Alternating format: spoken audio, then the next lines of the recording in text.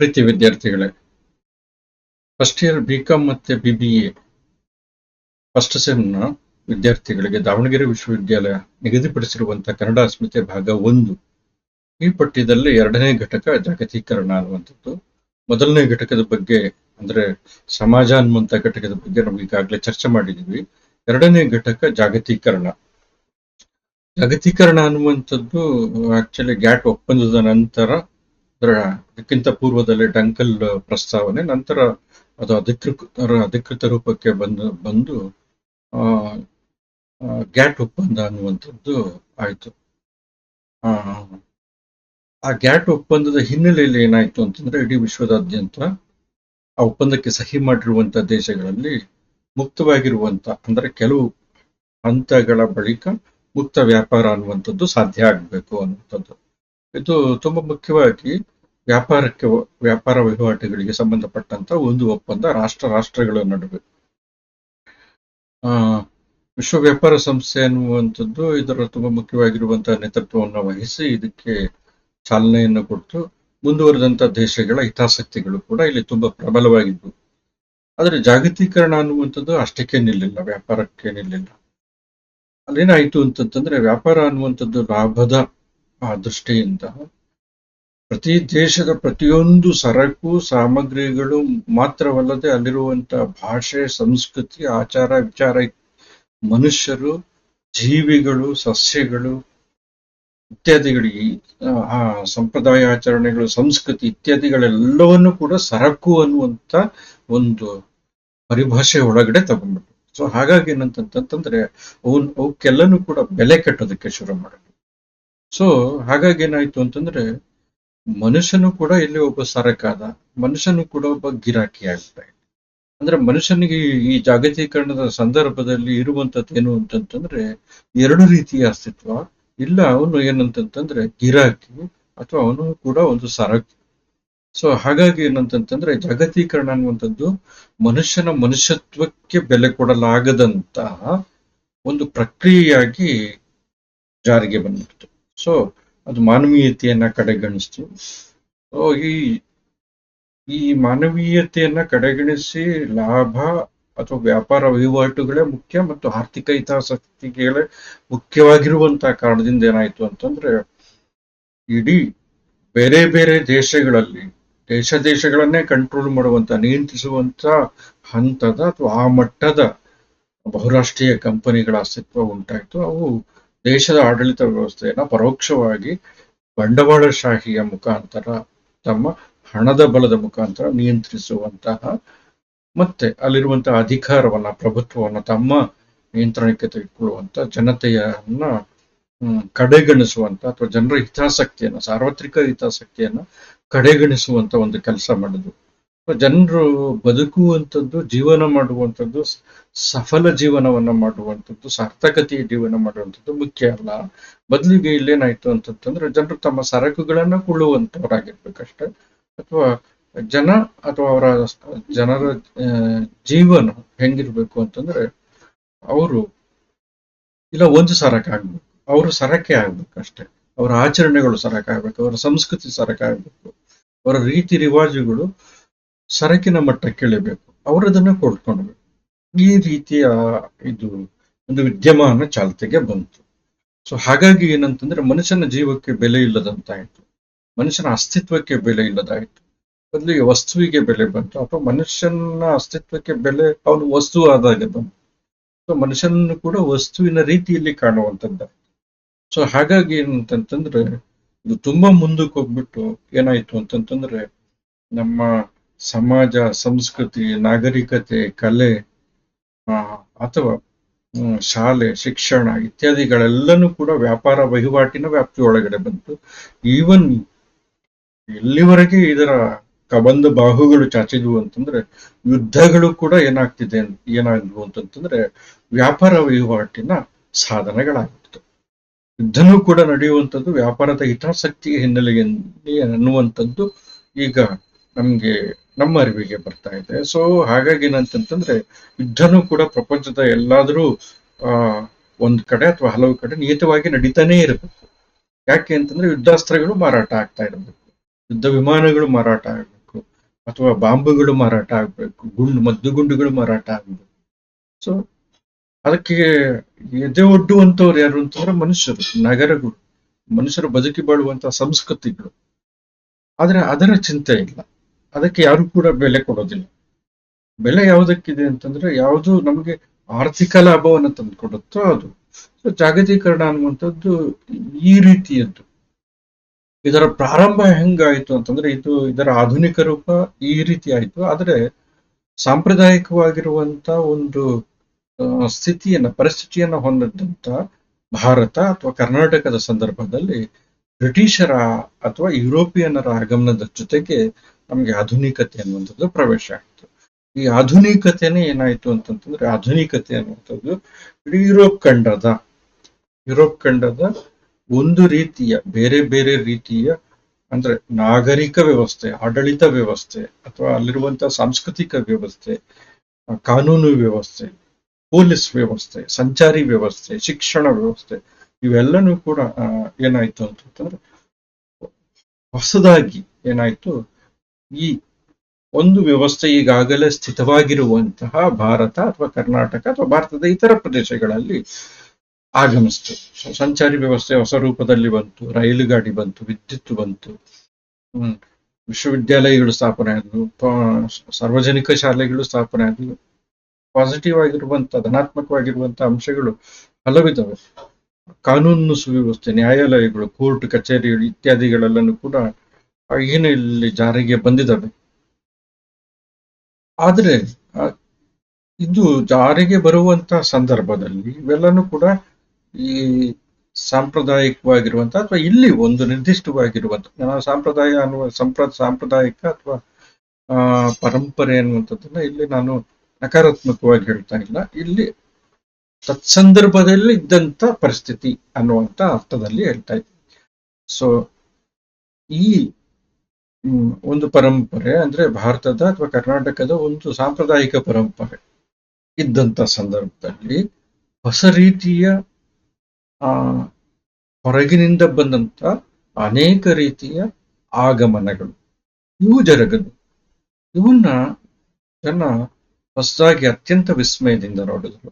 ಹೊಸದಾಗಿ, ಯಾಕಂದ್ರೆ ಅವರಿಗೆ ಅವೆಲ್ಲ ಹೊಸದಾಗಿತ್ತು, ಹೊಸ ಅನುಭವ ಆಗಿ ಅದನ್ನ ನೋಡಿದಂಥವ್ರು ಆಕ್ಚುಲಿ ಅದನ್ನ ಅನುಭವಿಸಿದ್ರು. ಅದ್ರ ಜೊತೆ ಬಾಳೋದು ಹೆಂಗೆ ಅನ್ನುವಂಥದ್ದನ್ನ ದಾಖಲಾಟವನ್ನ ಅನುಭವಿಸಿದ್ರು, ಎದುರಿಸಿದ್ರು ಅದನ್ನ.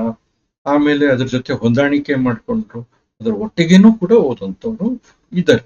ಈ ತರದ್ದೆಲ್ಲನೂ ಕೂಡ ಆಯ್ತು. ಏನಂತಂದ್ರೆ ಒಂದು ಸಂಸ್ಕೃತಿ ಮತ್ತೊಂದು ಸಂಸ್ಕೃತಿ ಜೊತೆಗೆ ಎದುರು ಬದಲಾದಂತಹ ಸಂದರ್ಭದಲ್ಲಿ ಸಂಘರ್ಷಗಳು ಅಥವಾ ಹೊಂದಾಣಿಕೆ ಅಥವಾ ಸಹಯೋಗ ಇತ್ಯಾದಿಗಳೆಲ್ಲನೂ ಕೂಡ ಪರಸ್ಪರ ಕೊಡುಕೊಳೆ ಅನ್ನುವಂಥದ್ದು ಇತ್ಯಾದಿಗಳೆಲ್ಲನೂ ಕೂಡ ಇರುತ್ತೆ. ಈ ವಿದ್ಯಮಾನಗಳೆಲ್ಲ ಜರುಗ್ತವೆ. ಈ ತರದ ವಿದ್ಯಮಾನ ಭಾರತದ ಸಂದರ್ಭದಲ್ಲಿ, ಕರ್ನಾಟಕ ಸಂದರ್ಭದಲ್ಲಿ ಕೂಡ ಆಗಿರುವಂಥದ್ದು. ಸೊ ಅಂತ ಸಂದರ್ಭದಲ್ಲಿ ಅಂದ್ರೆ ಒಂದು ಆಧುನಿಕತೆಯನ್ನ ಪ್ರತಿನಿಧಿಸುವಂತಹ ಅಂದ್ರೆ ಜಾಗತೀಕರಣದ ಪೂರ್ವದ, ನಾನು ಹೇಳ್ತಿರುವಂಥದ್ದು ಜಾಗತೀಕರಣ ಅನ್ನುವಂಥದ್ದು ಒಂದು ಸ್ಪಷ್ಟವಾಗಿರುವಂತಹ ಆರ್ಥಿಕ ವಿದ್ಯಮಾನ. ಅದು ಬಂದದ್ದು 20ನೇ ಶತಮಾನದ ಸಂದರ್ಭದಲ್ಲಿ. ಆದರೆ ಅದಕ್ಕಿಂತ ಹಿಂದೆ ಯುರೋಪಿಯನರ ಆಗಮನ 1600 ವರ್ಷದ ನಂತರ, 1600ನೇ ಇಸವಿಯ ನಂತರ, ಅಂದ್ರೆ ಸುಮಾರು 17ನೇ ಶತಮಾನದ ಪ್ರಾರಂಭದಿಂದ ಏನಾಗಿತ್ತು ಅಂತಂತಂದ್ರೆ ಆಧುನಿಕತೆ ಅನ್ನುವಂಥದ್ದು ಬಂತು. ಮುಖ್ಯವಾಗಿ ನಮ್ಮನ್ನ ನಂತರ ಕೊನೆಗೆ ಯುರೋಪಿಯನರಲ್ಲಿ ಒಂದು ದೇಶದವರು, ಬ್ರಿಟನ್ ದೇಶದವರು ನಮ್ಮನ್ನ ಆಳಿದ್ದಂಥದ್ದು ಅಥವಾ ಇಡೀ ಈಗಿನ ರಾಜಕೀಯ ಭಾರತವನ್ನ ನಿಯಂತ್ರಣದಲ್ಲಿ ಇಟ್ಕೊಂಡಂಥದ್ದು. ಸೊ ಈ ಹೊಸ ಸಂಸ್ಕೃತಿ, ಹೊಸ ನಾಗರಿಕತೆ ಅನ್ನುವಂಥದ್ದು ಬ್ರಿಟಿಷರ ಮುಖಾಂತರ ನಮ್ಮಲ್ಲಿ ಪ್ರವೇಶ ಮಾಡ್ತಾರೆ. ಅದರ ಒಂದು ರೂಪಕ ಇಲ್ಲಿದೆ, ಈ ತತ್ವಪದದಲ್ಲಿದೆ. ಅಂತ ಶಿಶುನಾಳ ಶರೀಫರು ಅನ್ನುವಂತ ಬುದ್ಧಿಜೀವಿಗಳು, ತತ್ವಪದಕಾರರು. ನೋಡ್ರಿ, ನಾನಿಲ್ಲಿ ಬುದ್ಧಿಜೀವಿಗಳು ಅಂತಂತ ಹೇಳ್ತಾ ಇದ್ದೇನೆ. ಬುದ್ಧಿಜೀವಿಗಳು ಅನ್ನುವಂತ ಪದ ಈಗಾಗಲೇ ಸುಮಾರು ಚಾಲ್ತಿಯಲ್ಲಿದೆ, ಹೆಚ್ಚು ಬಳಕೆಯಲ್ಲಿದೆ. ಬುದ್ಧಿಜೀವಿಗಳು ಅನ್ನುವಂಥದ್ದನ್ನ ನಕಾರಾತ್ಮಕವಾಗಿ ಭಾರತದ ಸಂದರ್ಭದಲ್ಲಿ ಅಥವಾ ವಿಶ್ವದ ಸಂದರ್ಭದಲ್ಲಿನೂ ಕೂಡ ಏನಂತಂದ್ರೆ ಆ ಕರೆಯಲಾಗ್ತಾ ಇದೆ ನಕಾರಾತ್ಮಕವಾಗಿ. ಆದ್ರೆ ಸಂತ ಶಿಶುನಾಳ ಶರೀಫ ಅನ್ನುವಂತ ಒಬ್ಬ ದಾರ್ಶನಿಕ ಅಥವಾ ಬುದ್ಧಿಜೀವಿ, ತತ್ಕಾಲೀನ ಬುದ್ಧಿಜೀವಿ, ಈ ರೀತಿ ಬರ್ತಿರುವಂತ ಒಂದು ಹೊಸ ರೀತಿಯ ಆಧುನಿಕತೆಯನ್ನ ವಿಸ್ಮಯದ ಕಣ್ಣಿನಿಂದ, ಯಾಕೆಂತಂದ್ರೆ ಮಾತಾಡ್ತಾ ಇದ್ದಂತ ವ್ಯಕ್ತಿ ಆತ, ಮಾತಾಡ್ತಾ ಇದ್ದಂಥದ್ದು ಸಮುದಾಯದ ಪರವಾಗಿ ಮಾತಾಡ್ತಾ ಇದ್ದಂತ ವ್ಯಕ್ತಿ ಆತ, ಸಮುದಾಯದ ಪ್ರತಿನಿಧಿಯಾಗಿ ಮಾತಾಡ್ತಾ ಇದ್ದಂತ ವ್ಯಕ್ತಿ ಆತ. ಅವನು ಮಾತಾಡ್ತಾ ಇದ್ದಾನೆ, ಶರೀಫರು ಮಾತಾಡ್ತಾ ಇದ್ದಾರೆ. ಏನು ಗಿರಣಿ ಒಂದು ಬಂದಿದೆ ಬ್ರಿಟಿಷರಿಂದ, ಅಂದ್ರೆ ಬ್ರಿಟಿಷರ ನಾಗರಿಕತೆಯ ಫಲವಾಗಿ, ಅವರ ಯಂತ್ರವಿದ್ಯೆಯ ಫಲವಾಗಿ ಇಲ್ಲೇನಾಗ್ತಾ ಇದೆ ಅಂತಂದ್ರೆ, ಭಾರತ ದೇಶದಲ್ಲಿ ಕರ್ನಾಟಕ ಅನ್ನುವಂತ ಈ ನಾಡಿನಲ್ಲಿ ಗಿರಣಿಯೊಂದು ಬಂದಿದೆ, ಬಟ್ಟೆಯ ಗಿರಣಿ, ಯಂತ್ರವಿದ್ಯೆಯ ಆಕ್ಚುಲಿ ಮೂರ್ತೀಕೃತ ರೂಪ. ಯಂತ್ರವಿದ್ಯೆಯ ಆಗಿನ ಅತ್ಯುನ್ನತವಾಗಿರುವಂತಹ ರೂಪ ಒಂದು ಗಿರಣಿ ಬಂದಿದೆ. ಆ ಗಿರಣಿಯನ್ನ ಜನಸಾಮಾನ್ಯರೆಲ್ಲರೂ ಕೂಡ ಅತ್ಯಂತ ವಿಸ್ಮಯದಿಂದ ನೋಡ್ತಾ ಇದ್ರೆ, ಆ ಜನಸಾಮಾನ್ಯರ ಒಬ್ಬ ಪ್ರತಿನಿಧಿಯಾಗಿ, ಬುದ್ಧಿಜೀವಿಯಾಗಿ ಸಂತ ಶಿಶುನಾಳ ಶರೀಫರು ಏನ್ ಮಾಡ್ತಾ ಇದ್ದಾರೆ ಅಂತಂದ್ರೆ, ಅದನ್ನ ಜನರ ಬೆರಗು ಗಣ್ಣಿನಲ್ಲೇ ನೋಡ್ತಾ ಇದ್ದಾರೆ. ಅವ್ರಿಗೂ ಕೂಡ ಅದು ವಿಸ್ಮಯ ಅಂತ ಅನಿಸ್ತಾ ಇದೆ. ಆ ವಿಸ್ಮಯಕ್ಕೆ ಅವರು ಪ್ರತಿಕ್ರಿಯೆಯನ್ನು ಕೂಡ ತೋರಿಸ್ತಾರೆ. ಸೊ ಇಲ್ಲಿ ಒಂದು ಅಂಶ ಇಲ್ಲಿ ನೆನಪಿಸ್ಕೊಳ್ಬೇಕು, ಇಲ್ಲಿ ನಾನು ಹೇಳೋದಕ್ಕೆ ಬಯಸ್ತೀನಿ ಅಂತಂತಂದ್ರೆ, ಬ್ರಿಟಿಷರ ವಸಾಹತುಶಾಹಿ ದೇಶವಾಗಿ, ವಸಾಹತುಶಾಹಿ ಪ್ರದೇಶವಾಗಿ ನಾವೆಲ್ಲರೂ ಕೂಡ ಇದ್ವಿ, ಪ್ರದೇಶವಾಗಿ ನಾವು ಒಳಗಾಗಿದ್ವಿ. ಆದರೆ ಶರೀಫರ ಈ ತತ್ವಪದ ತತ್ವಪದದ ಬಗ್ಗೆ ನಾನು ಆಮೇಲೆ ಮಾತಾಡ್ತೀನಿ. ಶರೀಫರ ಈ ತತ್ವಪದ ಅಥವಾ ಇದೇ ತರದ ಇನ್ನಿತರ ಕೆಲವು ತತ್ವ ಪದಗಳಿವೆ. ಸೂಜಿಯೇ ನೀನು ಸೂಜಿಯೇ ಅಂತಂದ್ಬಿಟ್ಟು, ಸೂಜಿನೂ ಕೂಡ ಏನಂತಂದ್ರೆ ಕೈಗಾರಿಕೆಯಿಂದ ತಯಾರಾಗುವಂಥದ್ದು. ಕೈಗಾರಿಕೆ ಅಥವಾ ಕಾರ್ಯಾಗಾರದಿಂದ, ಕಬ್ಬಿಣದ ಕೈಗಾರಿಕೆಯಿಂದ, ಕಾರ್ಖಾನೆಯಿಂದ ಉತ್ಪನ್ನವಾಗುವಂಥದ್ದು, ಉಕ್ಕಿನಿಂದ ತಯಾರಿಸಲ್ಪಡುವಂಥದ್ದು. ಅದುವರೆಗೆ ಬೇರೆ ತರದ ಸೂಜಿ ಇತ್ತು ಅಂತ ಕಾಣುತ್ತೆ, ಆದ್ರೆ ಕಾರ್ಖಾನೆಯಿಂದ ತಯಾರಾಗುವಂತ ಅತ್ಯಂತ ಸೂಕ್ಷ್ಮವಾದ ನವಿರಾಗಿರುವಂತಹ ಸೂಜಿ ಬಂತು. ಅದನ್ನು ಕೂಡ ಆಧುನಿಕತೆಯ ಒಂದು ರೂಪಕವಾಗಿ, ಒಂದು ವಿದ್ಯಮಾನವಾಗಿ ಶರೀಫರಿಗೆ ಕಾಣೋದಕ್ಕೆ ಶುರುವಾಯಿತು. ಸೊ ಗಿರಣಿಯ ವಿಸ್ತಾರ ನೋಡಮ್ಮ, ಅಥವಾ ಸೂಜಿಯೇ ನೀನು ಸೂಜಿ ಏನು ಅಂತ, ಈ ತರದ ಕೆಲವು ತತ್ವಪದಗಳು ಒಬ್ಬ ಜನಪ್ರತಿನಿಧಿಯಾಗಿರುವಂತ, ಜನರ ಮಾತಾಗಿರುವಂತ, ಧ್ವನಿಯಾಗಿರುವಂತ ಒಬ್ಬ ಹಾಡುಗಾರ, ತತ್ವಪದಕಾರ ಅಥವಾ ದಾರ್ಶನಿಕ ಅಥವಾ ಬುದ್ಧಿಜೀವಿ ಈ ಆಧುನಿಕತೆಯ ಪ್ರಕ್ರಿಯೆಗೆ ಹೆಂಗೆ ಪ್ರತಿಕ್ರಿಯಿಸಿದ್ರು ಅನ್ನುವಂಥದ್ದಕ್ಕೆ ಈ ತತ್ವಪದಗಳು ನಮಗೆ ಒಂದು ಕುರು ಹಾಕಿ ನಿಂತಿದ್ದಾವೆ. ಇನ್ನೊಂದೇನಂತಂದ್ರೆ, ವಸಾಹತು ದೇಶವಾಗಿದ್ದಂತ, ವಸಾಹತುಶಾಹಿಗೆ ಒಳಪಟ್ಟಂತ ದೇಶವಾಗಿದ್ದಂತ ನಾವು ಮತ್ತೆ ನಮ್ಮ ಪ್ರತಿನಿಧಿಯಾಗಿ ಶರೀಫರು, ಇವರು ಏನ್ ಮಾಡ್ತಿದ್ದಾರೆ ಅಂತಂದ್ರೆ, ಈ ತರದ ಕೃತಿಯನ್ನ, ಅಂದ್ರೆ ಗಿರಣಿಯ ವಿಸ್ತಾರ ನೋಡಮ್ಮ ಅಥವಾ ಸೂಜಿಯೇ ನೀನು ಸೂಜಿಯೇ ಅನ್ನುವಂಥ ಈ ತರದ ತತ್ವಪದಗಳನ್ನ ರಚಿಸುವುದರ ಮುಖಾಂತರ ವಸಾಹತುಶಾಹಿಗೆ ವಿರುದ್ಧವಾಗಿ ಮಾತಾಡಿದ್ದಾರೆ. ಅಥವಾ ನಿರ್ವಸಾಹತೀಕರಣ ಅಂತ ನಾವು ಕರಿತೀವಲ್ವ, ಅಂದ್ರೆ ವಸಾಹತುಶಾಹಿಯಿಂದ ಹೊರಬರುವಂತ ಒಂದು ಪ್ರಕ್ರಿಯೆಯ ಭಾಗವಾಗಿ ಅವರು ಮಾತಾಡಿದ್ದಾರೆ ಅಂತಂದ್ಬಿಟ್ಟು ನಾವು ಹೇಳ್ತೀವಿ. ಆದ್ರೆ ಇದು ಇತ್ತೀಚೆಗೆ ಅಂದ್ರೆ ವಸಾಹತೋತ್ತರ ಸಂದರ್ಭದ ಚಿಂತನೆ ಇವೆಲ್ಲನೂ ಕೂಡ, ಅಂದ್ರೆ ವಸಾಹತುಶಾಹಿಯ ಪರಿಕಲ್ಪನೆಗಳನ್ನು ದಾಟಿಕೊಂಡು ನಾವು ನಮ್ಮದೇ ಆಗಿರುವಂತ ಒಂದು ಪರಂಪರೆ, ಅದರ ಹಿನ್ನೆಲೆಯಲ್ಲಿ ವಸಾಹತುಶಾಹಿಯಿಂದ ಬಿಡಿಸಿಕೊಳ್ಳುವಂತಹ ಪ್ರಯತ್ನದ ಭಾಗವಾಗಿ ಯಾವ ಯಾವ ರೀತಿಯ ಪ್ರಯತ್ನಗಳು ನಡೆದಿದ್ದಾವೆ ನಮ್ಮ ಸಂಸ್ಕೃತಿಯಲ್ಲಿ, ನಮ್ಮ ಪರಂಪರೆಯಲ್ಲಿ ಅನ್ನುವಂಥದ್ದನ್ನ ಹುಡುಕಿಕೊಳ್ಳುವಂತ ಒಂದು ಭಾಗವಾಗಿ, ನಿರ್ವಸಾಹತೀಕರಣದ ಒಂದು ಪ್ರಕ್ರಿಯೆಯ ಭಾಗವಾಗಿ ಶರೀಫರ ಒಂದು ಪ್ರತಿಕ್ರಿಯೆ ಅಂತ ಇಲ್ಲಿ ನಾವು ಹೇಳ್ತಾ ಇದ್ದೀವಿ ನಾವು, ಅಥವಾ ನಾವು ವಿದ್ವಾಂಸರು ಹೇಳ್ತಿದ್ದಾರೆ, ವಿಮರ್ಶಕರು ಹೇಳ್ತಾ ಇದ್ದಾರೆ. ಆದ್ರೆ ಇಲ್ಲಿ ಇರ್ಬೋದು ಬಹುಶಃ ಅದನ್ನು ನಾನು ಇಲ್ಲ ಅಂತಂತ ಹೇಳೋದಿಲ್ಲ, ನಿರಾಕರಣೆ ಅದರ ಬಗ್ಗೆ ತುಂಬಾ ಸ್ಪಷ್ಟವಾಗಿ ಹೇಳೋದಕ್ಕೆ ಆಗಲ್ಲ. ಆದ್ರೆ ಏನಂತಂತಂದ್ರೆ, ಇಲ್ಲೇನು ಅಂತಂತಂದ್ರೆ, ಒಂದು ಆಧುನಿಕವಾಗಿರುವಂತ ವಿದ್ಯಮಾನ ನಡೀತಾ ಇದೆ, ಜರುಗ್ತಾ ಇದೆ. ಶರೀಫರ ಕಣ್ಣೆದುರುಗಡೆ. ಸೊ ಅದನ್ನ ಅತ್ಯಂತ ಬೆರಗುಗಣ್ಣಿನಲ್ಲಿ ನೋಡ್ತಾ ಇದ್ದಾರೆ. ಹಂಗೆ ನೋಡ್ತಾ ಆ ಗಿರಣಿ, ಆ ಗಿರಣಿಯ ಸ್ವರೂಪ, ಅದರ ರಚನೆ, ಅದರ ಸ್ಟ್ರಕ್ಚರ್, ಅದನ್ನು ನೋಡ್ತಾ ಇದ್ದಾರೆ. ಆ ರಚನೆಗೆ ಎದುರಾಗಿ ಇನ್ನೊಂದು ರಚನೆ ಇದೆ ಅಂತಂತ ಅವರು ತತ್ವಪದ ಪರಂಪರೆಯ ಹಿನ್ನೆಲೆಯಲ್ಲಿ ಮಾತಾಡ್ತಾ ಇದ್ದಾರೆ.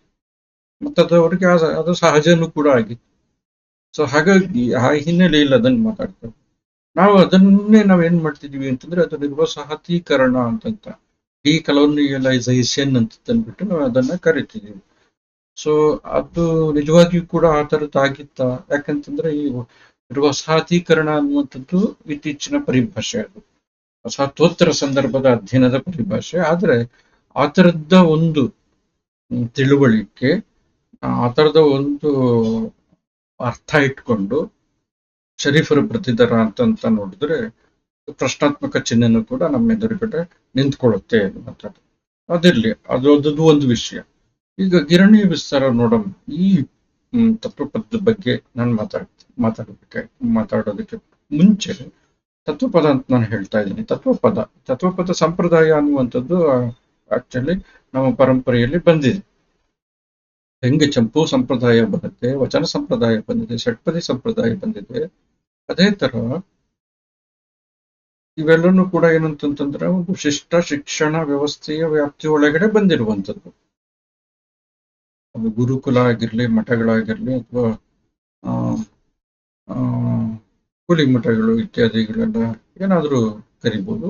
ಸಾಂಪ್ರದಾಯಿಕವಾಗಿರುವಂತಹ ಶಿಕ್ಷಣ ವ್ಯವಸ್ಥೆಯಲ್ಲಿ ಬಂದಿರುವಂಥದ್ದು. ಆದ್ರೆ ಏನಂತಂತಂದ್ರೆ ಗ್ರಾಮೀಣ ಜನತೆ, ಸಾಮಾನ್ಯ ಜನತೆ, ಅಥವಾ ಲಿಂಗ ಭೇದವಿಲ್ಲದೆ, ಜಾತಿ ಭೇದವಿಲ್ಲದೆ ಸಾಮಾನ್ಯ ಜನತೆ ಮೌಖಿಕ ಸಂಪ್ರದಾಯದಲ್ಲಿ ತಲೆಮಾರಿನಿಂದ ತಲೆಮಾರಿಗೆ ಬಂದಂತಹ ತಿಳುವಳಿಕೆಯ ಪರಂಪರೆಯನ್ನ ದಾಟಿಸಿಕೊಂಡು ಬಂದಿದ್ದಾರೆ. ಇದು ಕಥೆಗಳ ರೂಪದಲ್ಲಿದೆ, ಹಾಡಿನ ರೂಪದಲ್ಲಿದೆ, ಒಗಟುಗಳ ರೂಪದಲ್ಲಿದೆ, ಖಂಡಕಾವ್ಯಗಳ ರೂಪದಲ್ಲಿದೆ, ಈವನ್ ಮಹಾಕಾವ್ಯಗಳ ರೂಪದಲ್ಲೂ ಕೂಡ ಇದೆ.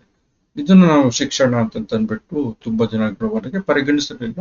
ಹಿಂದೆ ನಮ್ಮ ಪರಂಪರೆಯಲ್ಲೂ ಕೂಡ ಪರಿಗಣಿಸಿರಲಿಲ್ಲ.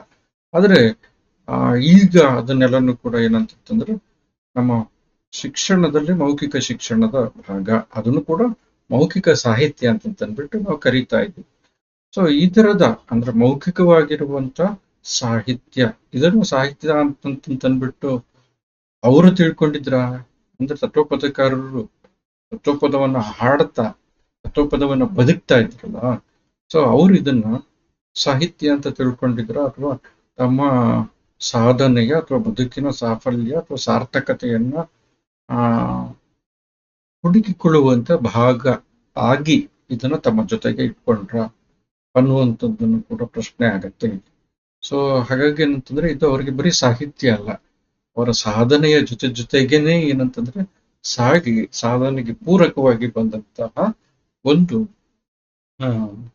ಅವರ ಜೊತೆಗೆ ಸಂಗಾತಿಯಾಗಿ ನಿಂತಹ ಗುರುವಿನ ಮಾತುಗಳ ತರ ಇದ್ದಂತಹ ಒಂದು ರೀತಿಯ ತಿಳುವಳಿಕೆ ಅಥವಾ ತಿಳುವಳಿಕೆ ಕ್ರಮ, ಹಿಂಗೆ ಹೇಳ್ಬೋದು ಅಂತ ಅನ್ಸುತ್ತೆ. ತತ್ವ ಅಂತಂತಂದ್ರೆ ಅದು ತತ್ತಂದ್ರೆ ಅದು ಅಂತಂದು ಅದನ್ನ ತಿಳಿಸುವಂಥದ್ದು. ಅದು ಅಂತಂದ್ರೆ ಬಹುಶಃ ಅಲ್ಲಮನ ಪರಂಪರೆಯಲ್ಲಿ ಹೇಳಬೇಕಾಗತ್ತೆ, ಅದು ಶೂನ್ಯ ಆಗಿರ್ಬೋದು, ಅಥವಾ ಬಯಲಾಗಿರ್ಬೋದು, ನಿಜ ಸ್ಥಿತಿ ಇರ್ಬೋದು. ಹೋಗುತ್ತಿದೆ ನಿಜ ಬಯಲಲ್ಲಿ ಅಂತಂದ್ಬಿಟ್ಟು ಶರೀಫರತೆ ಒಂದು ತತ್ವಪದ ಇದೆ. ಇದೆಲ್ಲ ಅಂದ್ರೆ ರೂಪಕದ ಭಾಷೆಯಲ್ಲಿ ಅಥವಾ ಬೆಡಗಿನ ಭಾಷೆಯಲ್ಲಿ ಏನ್ ಮಾಡ್ತಾರೆ ಅಂತಂದ್ರೆ ತತ್ವಪದಕಾರರು ಮಾತಿಗೆ ಮೀರಿದ ಘನವನ್ನ ಅರಿತುಕೊಳ್ಳುವಂತ, ತಿಳಿದುಕೊಳ್ಳುವಂತ ಅಥವಾ ತಿಳಿಸುವ ಮಾಧ್ಯಮವಾಗಿ ಭಾಷೆಯನ್ನ ಬಳಸ್ತಾರೆ. ತಾರಕ ಬಿಂದಿಗೆ ನಾ ನೀರಿಗೆ ಹೋಗುವೆ, ತಾರೆ ಬಿಂದಿಗೆ ಹೊಡೆದರೆ ಒಂದೇ ಕಾಸು, ತಾರೆ ಬಿಂದಿಗೆ. ಹರಿದಾಸರೇ ಹೇಳುವಂಥದ್ದು, ಅವರು ಕೂಡ ಹೇಳುವಂಥದ್ದು ಏನಂತಂದ್ರೆ ನಾವೆಲ್ಲ ಇಲ್ಲಿ ಬಂದಿರುವಂಥದ್ದು ನೀರನ್ನ ತೆಕ್ಕೊಂಡು ಹೋಗೋದಕ್ಕೆ. ಆ ನೀರು ಸಾರ್ಥಕತೆ, ಬದುಕಿನ ಸಾರ್ಥಕ್ಯ ತಕ್ಕೊಂಡು ಹೋಗೋದಕ್ಕೆ ಬಂದಿದ್ದೀವಿ. ಇನ್ ಕೆಲ್ಸ ಇನ್ ಕೇಸ್ ಏನಂತಂದ್ರೆ ಬಿಂದಿಗೆ ಹೊಡೆದೋದ್ರೆ ದೇಹ ಅನ್ನುವಂಥದ್ದು ಘಟ ಅಂತ ಹೇಳುವಂಥದ್ದು ನೆನ್ಪು ಮಾಡ್ಕೊಂಡ್ರೆ ದೇಹ ಬಿಂದಿಗೆನೂ ಕೂಡ ಆಗುತ್ತೆ. ಬಿಂದಿಗೆ ಹೊಡೆದಿದ್ರು ನೀರು ತೆಗೆದುಕೊಳ್ಳುವಂತ ಈ ಪ್ರಕ್ರಿಯೆಯಲ್ಲಿ ಬಿಂದಿಗೆ ಹೊಡೆದ್ರೆ ಬಿಂದಿಗೆಗೆ ಲೆಕ್ಕ ಅದಕ್ಕೆ ಬೆಲೆ ಇಲ್ಲ. ಅದಕ್ಕೆ ಬಿಂದಿಗೆ ಹೊಡೆದ್ರೆ ಒಂದು ಕಾಸು, ಇನ್ನೊಂದು ಬಿಂದಿಗೆ ತಗೋಬಹುದು. ದೇಹ ಹೋದ್ರೆ ಇನ್ನೊಂದು ನಂತರ ಇನ್ನೊಂದು ದೇಹ ಸಿಗತ್ತೆ. ಇದೊಂದು ನಂಬಿಕೆ. ಮತ್ತೊಂದು ಜನ್ಮ ಸಿಗತ್ತೆ, ಮತ್ತೆ ಪ್ರಯತ್ನ ಮಾಡುದು, ನೀರನ್ನು ತೆಗೆದುಕೊಂಡು ಹೋಗುದು. ನಮ್ಮ ಅಳವಿಗೆ ತಕ್ಕಂಗೆ ನಾವು ನೀರನ್ನ ತೆಗೆದುಕೊಂಡು ಹೋಗುದು, ಅದು ಬದುಕಿನ ಸಾರ್ಥಕತೆ ಅಂತಂದ್ಬಿಟ್ಟು. ಸೊ ಇಲ್ಲೂ ಕೂಡ ಏನು ಅಂತಂತಂದ್ರೆ ತತ್ವಪದ ಈ ತರ ಮಾತಾಡುತ್ತೆ, ಬೆಳಗಿನ ಭಾಷೆಯಲ್ಲಿ ಮಾತಾಡುತ್ತೆ. ಸೊ ಹಾಗಾಗಿ ಏನಂತಂತಂದ್ರೆ ಆ ಪದಗಳು ವಾಕ್ಯಗಳು ನೀಡುವಂತ ಅರ್ಥ ಏನಿದೆ, ಆ ಅರ್ಥ ಅಕ್ಷರಶಃ ಅರ್ಥ ಅದೇ ಆಗಿರ್ಬೇಕಾಗಿಲ್ಲ. ಸೊ ಅದನ್ನು ಒಳಗೊಂಡು ಅದನ್ನು ಮೀರಿದಂತ ಧ್ವನ್ಯಾರ್ಥನೂ ಕೂಡ ತತ್ವಪದಗಳಲ್ಲಿ ಇರುತ್ತೆ. ಹಾಗಾಗಿ ಕೋಡಗನನ್ನ ಕೋಳಿ ನುಂಗೋದಕ್ಕೆ ಸಾಧ್ಯ ಆಗುತ್ತೆ. ಅಂದ್ರೆ ತನಗಿಂತ ದೊಡ್ಡದಾಗಿರುವಂತ ಮುಂಗವನ್ನ, ಮರ್ಕಟವನ್ನ ಒಂದು ಕೋಳಿ ನುಂಗಾಕ್ಬಿಡತ್ತೆ. ಇದು ಲೋಕದ ಪರಿಸ್ಥಿತಿಯಲ್ಲಿ ಸಾಧ್ಯ ಇಲ್ಲ. ಅಂದ್ರೆ ಒಂದು ಕೋಳಿ ಮಂಗವನ್ನು ನುಂಗೋದಕ್ಕೆ ಸಾಧ್ಯ ಇಲ್ಲ. ಆದ್ರೆ ಅದು ತತ್ವಪದದಲ್ಲಿ ಸಾಧ್ಯ ಇದೆ. ಗೋವಿಂದ ಗುರುವಿನ ಪಾದ ನನ್ನನ್ನೇ ನುಂಗೋದಕ್ಕೆ ಸಾಧ್ಯ ಇದೆ, ಅದನ್ನ ಹೇಳ್ತಾರೆ. ಸ್ನೇಹ ಮಾಡಬೇಕಿಂತವಳ ಹೇಳುವಂಥದ್ದು, ಶರೀಫರು ಹೇಳುವಂಥದ್ದು. ಸ್ನೇಹ ಮಾಡಬೇಕಿಂತವಳ, ಒಳ್ಳೆ ಮೋಹದಿಂದಲೇ ಬಂದು ಕೂಡುವಂತ ಇಂಥವಳ ಸ್ನೇಹ ಮಾಡಬೇಕು ಅಂತ. ಇಂಥವಳು ಅಂತಂತಂದ್ರೆ ಯಾರು ಅಂತಂತಂದ್ರೆ ಇಲ್ಲಿ ಗುರು ಆಗಿರ್ಬೋದು. ಅತ್ಯಂತ ಮೋಹದಿಂದ ಶಿಷ್ಯನನ್ನ ಪ್ರೀತಿಸುವಂಥವ್ರು, ಶಿಷ್ಯನಿಗೆ ತಿಳುವಳಿಕೆಯನ್ನು ಹೇಳುವಂಥವ್ರು, ಅಥವಾ ಸಾಧನೆಯ ಹಾದಿ ಇದೆಯಲ್ಲ, ಸಾಧನೆ ಇದೆಯಲ್ಲ, ಯಾವುದೋ ಒಂದು ಗುರಿ ಇದೆ, ಅದನ್ನ ಪ್ರೀತಿಸುವ, ಅಂಥದ್ದನ್ನು ಪ್ರೀತಿಸ್ಬೇಕು ಅಂತಂದ್ಬಿಟ್ಟು. ಸೊ ಆಡ್ಬೇಕು, ಜೋಕಾಲಿ ಆಡ್ಬೇಕು. ಅಲ್ಲಿ ಜೋಕಾಲಿ ಆಡು, ನಿಜ ಬಯಲಲ್ಲಿ ಜೋಕಾಲಿ ಆಡುವಂಥದ್ದು, ಜೋಕಾಲಿ ಆಡುವಂಥದ್ದು ಅಥವಾ ಈ ತರದ್ದೆಲ್ಲನೂ ಕೂಡ ಇದೆಯಲ್ಲ. ಅಥವಾ ಅಲ್ಲಿ ಕೇರಿಗೆ ಹೋಗ್ಬೋದು. ನಾವಿರೋದೆಲ್ಲ ಇಲ್ಲಿ ಕೇರಿಯಲ್ಲಿದ್ದೀವಿ, ಅಂದ್ರೆ ಇಲ್ಲಿ ಕೇರಿಯನ್ನು ಬಿಟ್ಟು ಅಲ್ಲಿ ಕೇರಿಗೆ ಹೋಗ್ಬೋದು. ಅಲ್ಲಿ ಕೇರಿಗೆ ಹೋಗೋಣ ಬರ್ತೀರೇನ್ರೆ ಅಥವಾ ಇಲ್ಲೇ ಇರ್ತೀರೇನ್ರೆ. ಶರೀಫರ ತತ್ವಪದ 108 ತತ್ವಪದ ಈ ತರ ಇದಾವೆ. ತತ್ವಪದಗಳ ಮುಖಾಂತರ ಏನಂತಂತಂದ್ರೆ ಅವರು ಏನಂತಂದ್ರೆ ಲೋಕರೂಢಿಗೆ ಮೀರಿರುವಂತ ಮತ್ತೇನನ್ನು ಹೇಳುವಂತ ಪ್ರಯತ್ನವನ್ನ ಮಾಡ್ತಾರೆ. ಗಿರಣಿ ವಿಸ್ತಾರದಲ್ಲಿನೂ ಕೂಡ ಗಿರಣಿ ವಿಸ್ತಾರ ನೋಡಮ್ಮ ಅನ್ನುವಂಥ ತತ್ವಪದದಲ್ಲಿ ಕೂಡ ಏನ್ ಮಾಡ್ತಿದ್ದಾರೆ ಅಂತಂದ್ರೆ ಗಿರಣಿಯನ್ನ ನೆಪ ಮಾಡಿಕೊಂಡು ಮತ್ತೊಂದು ಗಿರಣಿಯ ಬಗ್ಗೆ ಮಾತಾಡುವಂತ ಒಂದು ಪ್ರಯತ್ನ ಮಾಡ್ತಾರೆ. ಗಿರಣಿಯಿಂದ ಏನಾಗ್ತಿದೆ ಅಂತಂದ್ರೆ ಒಂದು ಉತ್ಪನ್ನ ರೆಡಿ ಆಗ್ತಾ ಇದೆ, ಬಟ್ಟೆ ರೆಡಿ ಆಗ್ತಾ ಇದೆ. ಆದ್ರೆ ಇನ್ನೊಂದು ಗಿರಣಿ ಇದೆ, ಆ ಗಿರಣಿಯಿಂದನೂ ಕೂಡ ಬಟ್ಟೆ ತಯಾರಾಗತ್ತೆ. ಆದ್ರೆ ಆ ಬಟ್ಟೆ ಈ ಬಟ್ಟೆ ತರ ಅಲ್ಲ. ಈ ಬಟ್ಟೆ ಹರಿದೋಗುತ್ತೆ, ಸ್ವಲ್ಪ ಕಾಲ ಬರುತ್ತೆ. ಆದ್ರೆ ಆ ಬಟ್ಟೆ ಆ ತರ ಅಲ್ಲ, ಅದು ಬೇರೆ ತರದ ಬಟ್ಟೆ. ಅದನ್ನು ಸಾಧಿಸೋದಕ್ಕೆ ಬೇರೆ ತರದ ಸಾಧನಗಳು ಬೇಕಾಗುತ್ತೆ, ಬೇರೆ ತರದ ಸಾಧನೆ ಬೇಕಾಗುತ್ತೆ ಹೇಳ್ತಾರೆ. ಸೊ ಈ ರೀತಿಯ ಇದನ್ನ ಅಂದ್ರೆ ಅನ್ವಯವನ್ನ ಏನ್ ಮಾಡ್ತಾರೆ ಅಂತಂತಂದ್ರೆ ತತ್ವಪದಕಾರರು ಶರೀಫರು ಮಾಡ್ತಾರೆ. ಸೊ ಈಗ ಈ ಅವಧಿಯಲ್ಲಿ ತತ್ವಪದಕಾರರಾಗಿರುವಂತ ಶರೀಫರ ಚರ್ಚೆ ಮತ್ತೆ ಆ ತತ್ವಪದ ಗಿರಣಿ ವಿಸ್ತಾರ ನೋಡುವ ತತ್ವಪದವನ್ನ ನಾವು ಅರ್ಥ ಮಾಡ್ಕೊಳ್ಳಿಕ್ಕೆ ಪ್ರಯತ್ನ ಪಡೋಣ. ತತ್ವಪದಕಾರರಾಗಿರುವಂತಹ ಸಂತ ಶಿಶುನಾಳ ಶರೀಫರು ಹಾವೇರಿ ಜಿಲ್ಲೆಯವರು. ಈಗಿನ ಹಾವೇರಿ ಶಿಗ್ಗಾವಿ ತಾಲೂಕು ಶಿಶುವಿನಹಾಳ ಗ್ರಾಮ ಅನ್ನುವಂತ ಗ್ರಾಮ, ಆ ಗ್ರಾಮಕ್ಕೆ ಸಂಬಂಧಪಟ್ಟಂತವ್ರು, ಅಲ್ಲಿ ಹುಟ್ಟಿದಂಥವ್ರು. ತಂದೆ ಇಮಾಮ್ ಸಾಹೇಬ ಅಂತ, ಅವ್ರ ವೈದ್ಯರು ಕೂಡ ಆಗಿದ್ರು. ಹಜರತ್ ಅನ್ನುವಂಥದ್ದು, ಹಜರತ್ ಅಂದ್ರೆ ಗುರು ಅಂತ. ವೈದ್ಯ ವೃತ್ತಿ ಮಾಡ್ತಾ ಇದ್ದಂತಹ ಕಾರಣದಿಂದ, ಕೆಲವರಿಗೆಲ್ಲ ತಿಳುವಳಿಕೆ ಹೇಳ್ತಿದ್ದಂತಹ ಕಾರಣದಿಂದ ಹಜರತ್ ಇಮಾಮ್ ಸಾಹೇಬ ಅಂತ ಹೆಸರು. ತಾಯಿ ಹೆಸರು ಸಂತ ಶಿಶುನಾಳ ಶರೀಫರ ಅಮ್ಮನ ಹೆಸರು ಅಜ್ಜುಮ್ಮ ಅಂತ. ಶರೀಫರ ಪೂರ್ತಿ ಹೆಸರೇನು ಅಂತಂದ್ರೆ ಮೊಹಮ್ಮದ್ ಶರೀಫ್ ಅಂತ ತಂದ್ಬಿಟ್ಟು ಮೊಹಮ್ಮದ್ ಶರೀಫ್. ಈಗ ನಾವು ಶಿಶುನಾಳ ಶರೀಫ್ ಅಂತ, ಶಿಶುವಿನಹಾಳ ಗ್ರಾಮ ಅಂತ ಶಿಶುನಾಳ ಶರೀಫ್ ಅಂತ ಕರಿತಿದ್ದೀವಿ. ಶರೀಫರು ಆಕ್ಚುಲಿ ಬೆಳೆದ ನಂತರ, ಆಕ್ಚುಲಿ ಬಾಳಕ್ಕೆ ಬಂದ ನಂತರ ಇವರಿಗೆ ತಂದೆ ತಾಯಿಗಳು ರಿವಾಜಿನ ಪ್ರಕಾರ ಮದುವೆಯನ್ನು ಕೂಡ ಮಾಡಿದ್ದಾರೆ. ಕುಂದಗೋಳದ ಕುಂದಗೋಳ ಗ್ರಾಮದ ಫಾತಿಮಾ ಅನ್ನುವಂಥ ಒಬ್ಬಳು ಹೆಣ್ಮಗಳು ಇವರ ಪತ್ನಿ. ಇವರಿಬ್ಬರ ಮದುವೆ, ತದನಂತರದ ಸಾಂಸಾರಿಕ ಜೀವನ, ಹೆಣ್ಮಗಳು ಹುಟ್ಟಿದ್ಲು. ಆ ಸಂದರ್ಭದಲ್ಲೇ ತಾಯಿ ಫಾತಿಮಾ ತೀರ್ಕೊಂಡ್ರು. ನಂತರ ಮಗಳು ಸಂಬಂಧಿಗಳ ಆಶ್ರಯದಲ್ಲಿ ಬೆಳೆದ್ರು. ಇವರು ಆಗಾಗ್ಲೇ ಸಾಧನೆಯ ಹಾದಿ ಹಿಡಿದಂತ ಶರೀಫರು ಗುರುವಿನ ಜೊತೆಗೆ ಊರೂರು ಸುತ್ತಾಡ್ತಾ, ತಿಳುವಳಿಕೆಯನ್ನು ಹೇಳ್ತಾ, ತತ್ವಪದಗಳನ್ನ, ಭಜನೆ ಪದಗಳನ್ನ ಹಾಡ್ತಾ, ರಿವಾಯತ್ ಪದಗಳನ್ನ ಹಾಡ್ತಾ ಅವರು ಸುತ್ತಾಡೋದಕ್ಕೆ ಶುರು ಮಾಡಿದ್ರು. ಅವಾಗಿನ ಅತ್ಯಂತ ಶ್ರೇಷ್ಠರಾಗಿರುವಂತಹ ತತ್ವಪದಕಾರರ ಸಂಪರ್ಕಕ್ಕೆ ಬಂದ್ರು. ಅತ್ಯುತ್ತಮ ಕೃತಿಗಳನ್ನ ಅಧ್ಯಯನ ಮಾಡಿದ್ರು. ಅದರಲ್ಲಿ ಒಂದು ಚಾಮರಸನ ಪ್ರಭುಲಿಂಗ ಲೀಲೆಯನ್ನು ಕೂಡ ಅವರು ಅಭ್ಯಾಸ ಮಾಡಿದ್ರು. ಅಲ್ಲಮನನ್ನ ಅಭ್ಯಾಸ ಮಾಡಿದರು. ಸೊ ಹಾಗಾಗಿ ಅತ್ಯಂತ ಶ್ರೇಷ್ಠ ತಿಳುವಳಿಕಸ್ಥ ಜ್ಞಾನಿ, ಆಮೇಲೆ ಆಶು ಕವಿನೂ ಕೂಡ ಆಗಿದ್ರು. ಕಂಡಂತ ಸಂದರ್ಭವನ್ನ, ಕಂಡಂತ ಸನ್ನಿವೇಶ, ಸಂದರ್ಭ, ಘಟನೆಯನ್ನ ಕಂಡು ನಿಂತಲ್ಲೇ ಹಾಡಬಲ್ಲಂತ ಸಾಮರ್ಥ್ಯ ಅವ್ರದ್ದಾಗಿತ್ತು. ಸೊ ಇವರ ಗುರು ಕಳಸದ ಗೋವಿಂದ ಭಟ್ರು. ಕಳಸನು ಕೂಡ ಒಂದು ಪ್ರದೇಶ, ಗೋವಿಂದ ಭಟ್ರು. ಇದು ಆಕ್ಚುಲಿ ನೋಡ್ರಿ, ಪರಂಪರೆ ಹೆಂಗಿದೆ ಇದು, ಈ ತರ ಇದೆ. ಆಕ್ಚುಲಿ ನಾವು ಈ ತರದ ಪರಂಪರೆಯನ್ನು ಇವತ್ತು ತುಂಡು ಮಾಡ್ತಾ ಇದ್ದೀವಿ.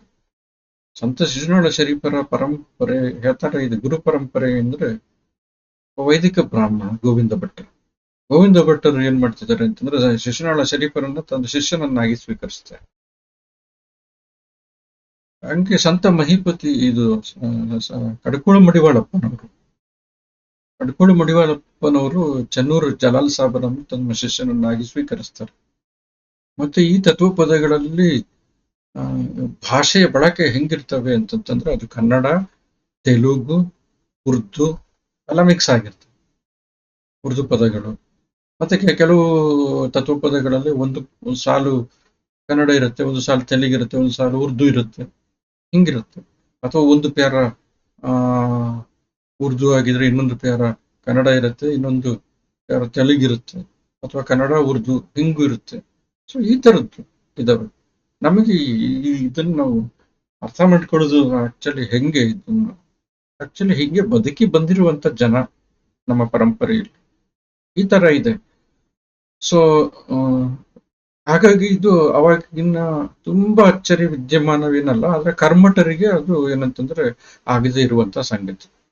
ಸೊ ಹಾಗಾಗಿ ಬೇರೆ ಬೇರೆ ಧರ್ಮದ ಕರ್ಮಠರಿಗೆ ಈ ಗುರು ಶಿಷ್ಯರಿಬ್ರು ಒಟ್ಟಿಗೆ ಸುತ್ತಾಡೋದು, ಒಟ್ಟಿಗೆ ಹಾಡೋದು, ಒಟ್ಟಿಗೆ ತತ್ವದ ಚಿಂತನೆಯನ್ನ ಮಾಡುವಂಥದ್ದು, ಇದೆಲ್ಲ ಅವ್ರಿಗೆ ಇಷ್ಟ ಆಗದೆ ಇರುವಂತ ಸಂಗತಿ. ಆದ್ರೆ ಆನೆ ನಡೆದದ್ದೇ ದಾರಿ ಅನ್ನುವಂತ ಲೆಕ್ಕದಲ್ಲಿ ಇವ್ರು ಯಾರು ಗುರು ಶಿಷ್ಯರು ಯಾವುದನ್ನು ಪರಿಗಣಿಸದೆ ತಮ್ಮದೇ ಆಗಿರುವಂತ ಸಾಧನಾ ಪಥದಲ್ಲಿ ಮುಂದುವರೆದ್ರು ಅನ್ನುವಂಥದ್ದು. ಈ ಶರೀಫರ ತತ್ವಪದಗಳ ಅಂಕಿತ ಶಿಶುನಾಳ ದೇಶ, ಶಿಶುನಾಳ ದೇಶ ಅಥವಾ ಶಿಶುನಾಳೇಶ ಅಂತಂದ್ಬಿಟ್ಟು ಕೂಡ ಕೆಲವು ಕಡೆ ಬಳಸಿದರೆ. ಗೋವಿಂದ ಈ ಇದ್ರಲ್ಲೂ ಕೂಡ ಬರುತ್ತೆ. ಗೋವಿಂದ ಗುರುವನ್ನು ಕೂಡ ಅವರು ಶಿಶುನಾಳ ದೇಶವನ್ನ ಸಮಾನಾರ್ಥಕವಾಗಿ, ಸಮಾನ ನೆಲೆಯಲ್ಲಿ ಕಾಣ್ತಾರೆ. ಆದ್ರೆ ಶಿಶುನಾಳ ದೇಶನನ್ನ ತಮ್ಮ ಅಂಕಿತವಾಗಿ ಬಳಸ್ತಾರೆ ಪದಗಳಲ್ಲಿ. ಅಲ್ಲಲ್ಲೇ ಹಾಡ್ತಾ ಇದ್ದಂತಹ ಈ ಶರೀಫರ ತತ್ವಪದಗಳನ್ನ ಕುಂಬಾರ ಮುದುಕಪ್ಪ ಅನ್ನುವಂಥವ್ರು ಬರ್ಕೊಳ್ತಾ ಇದ್ರು ಅಂತಂದ್ಬಿಟ್ಟು ಹೇಳಲಾಗಿದೆ.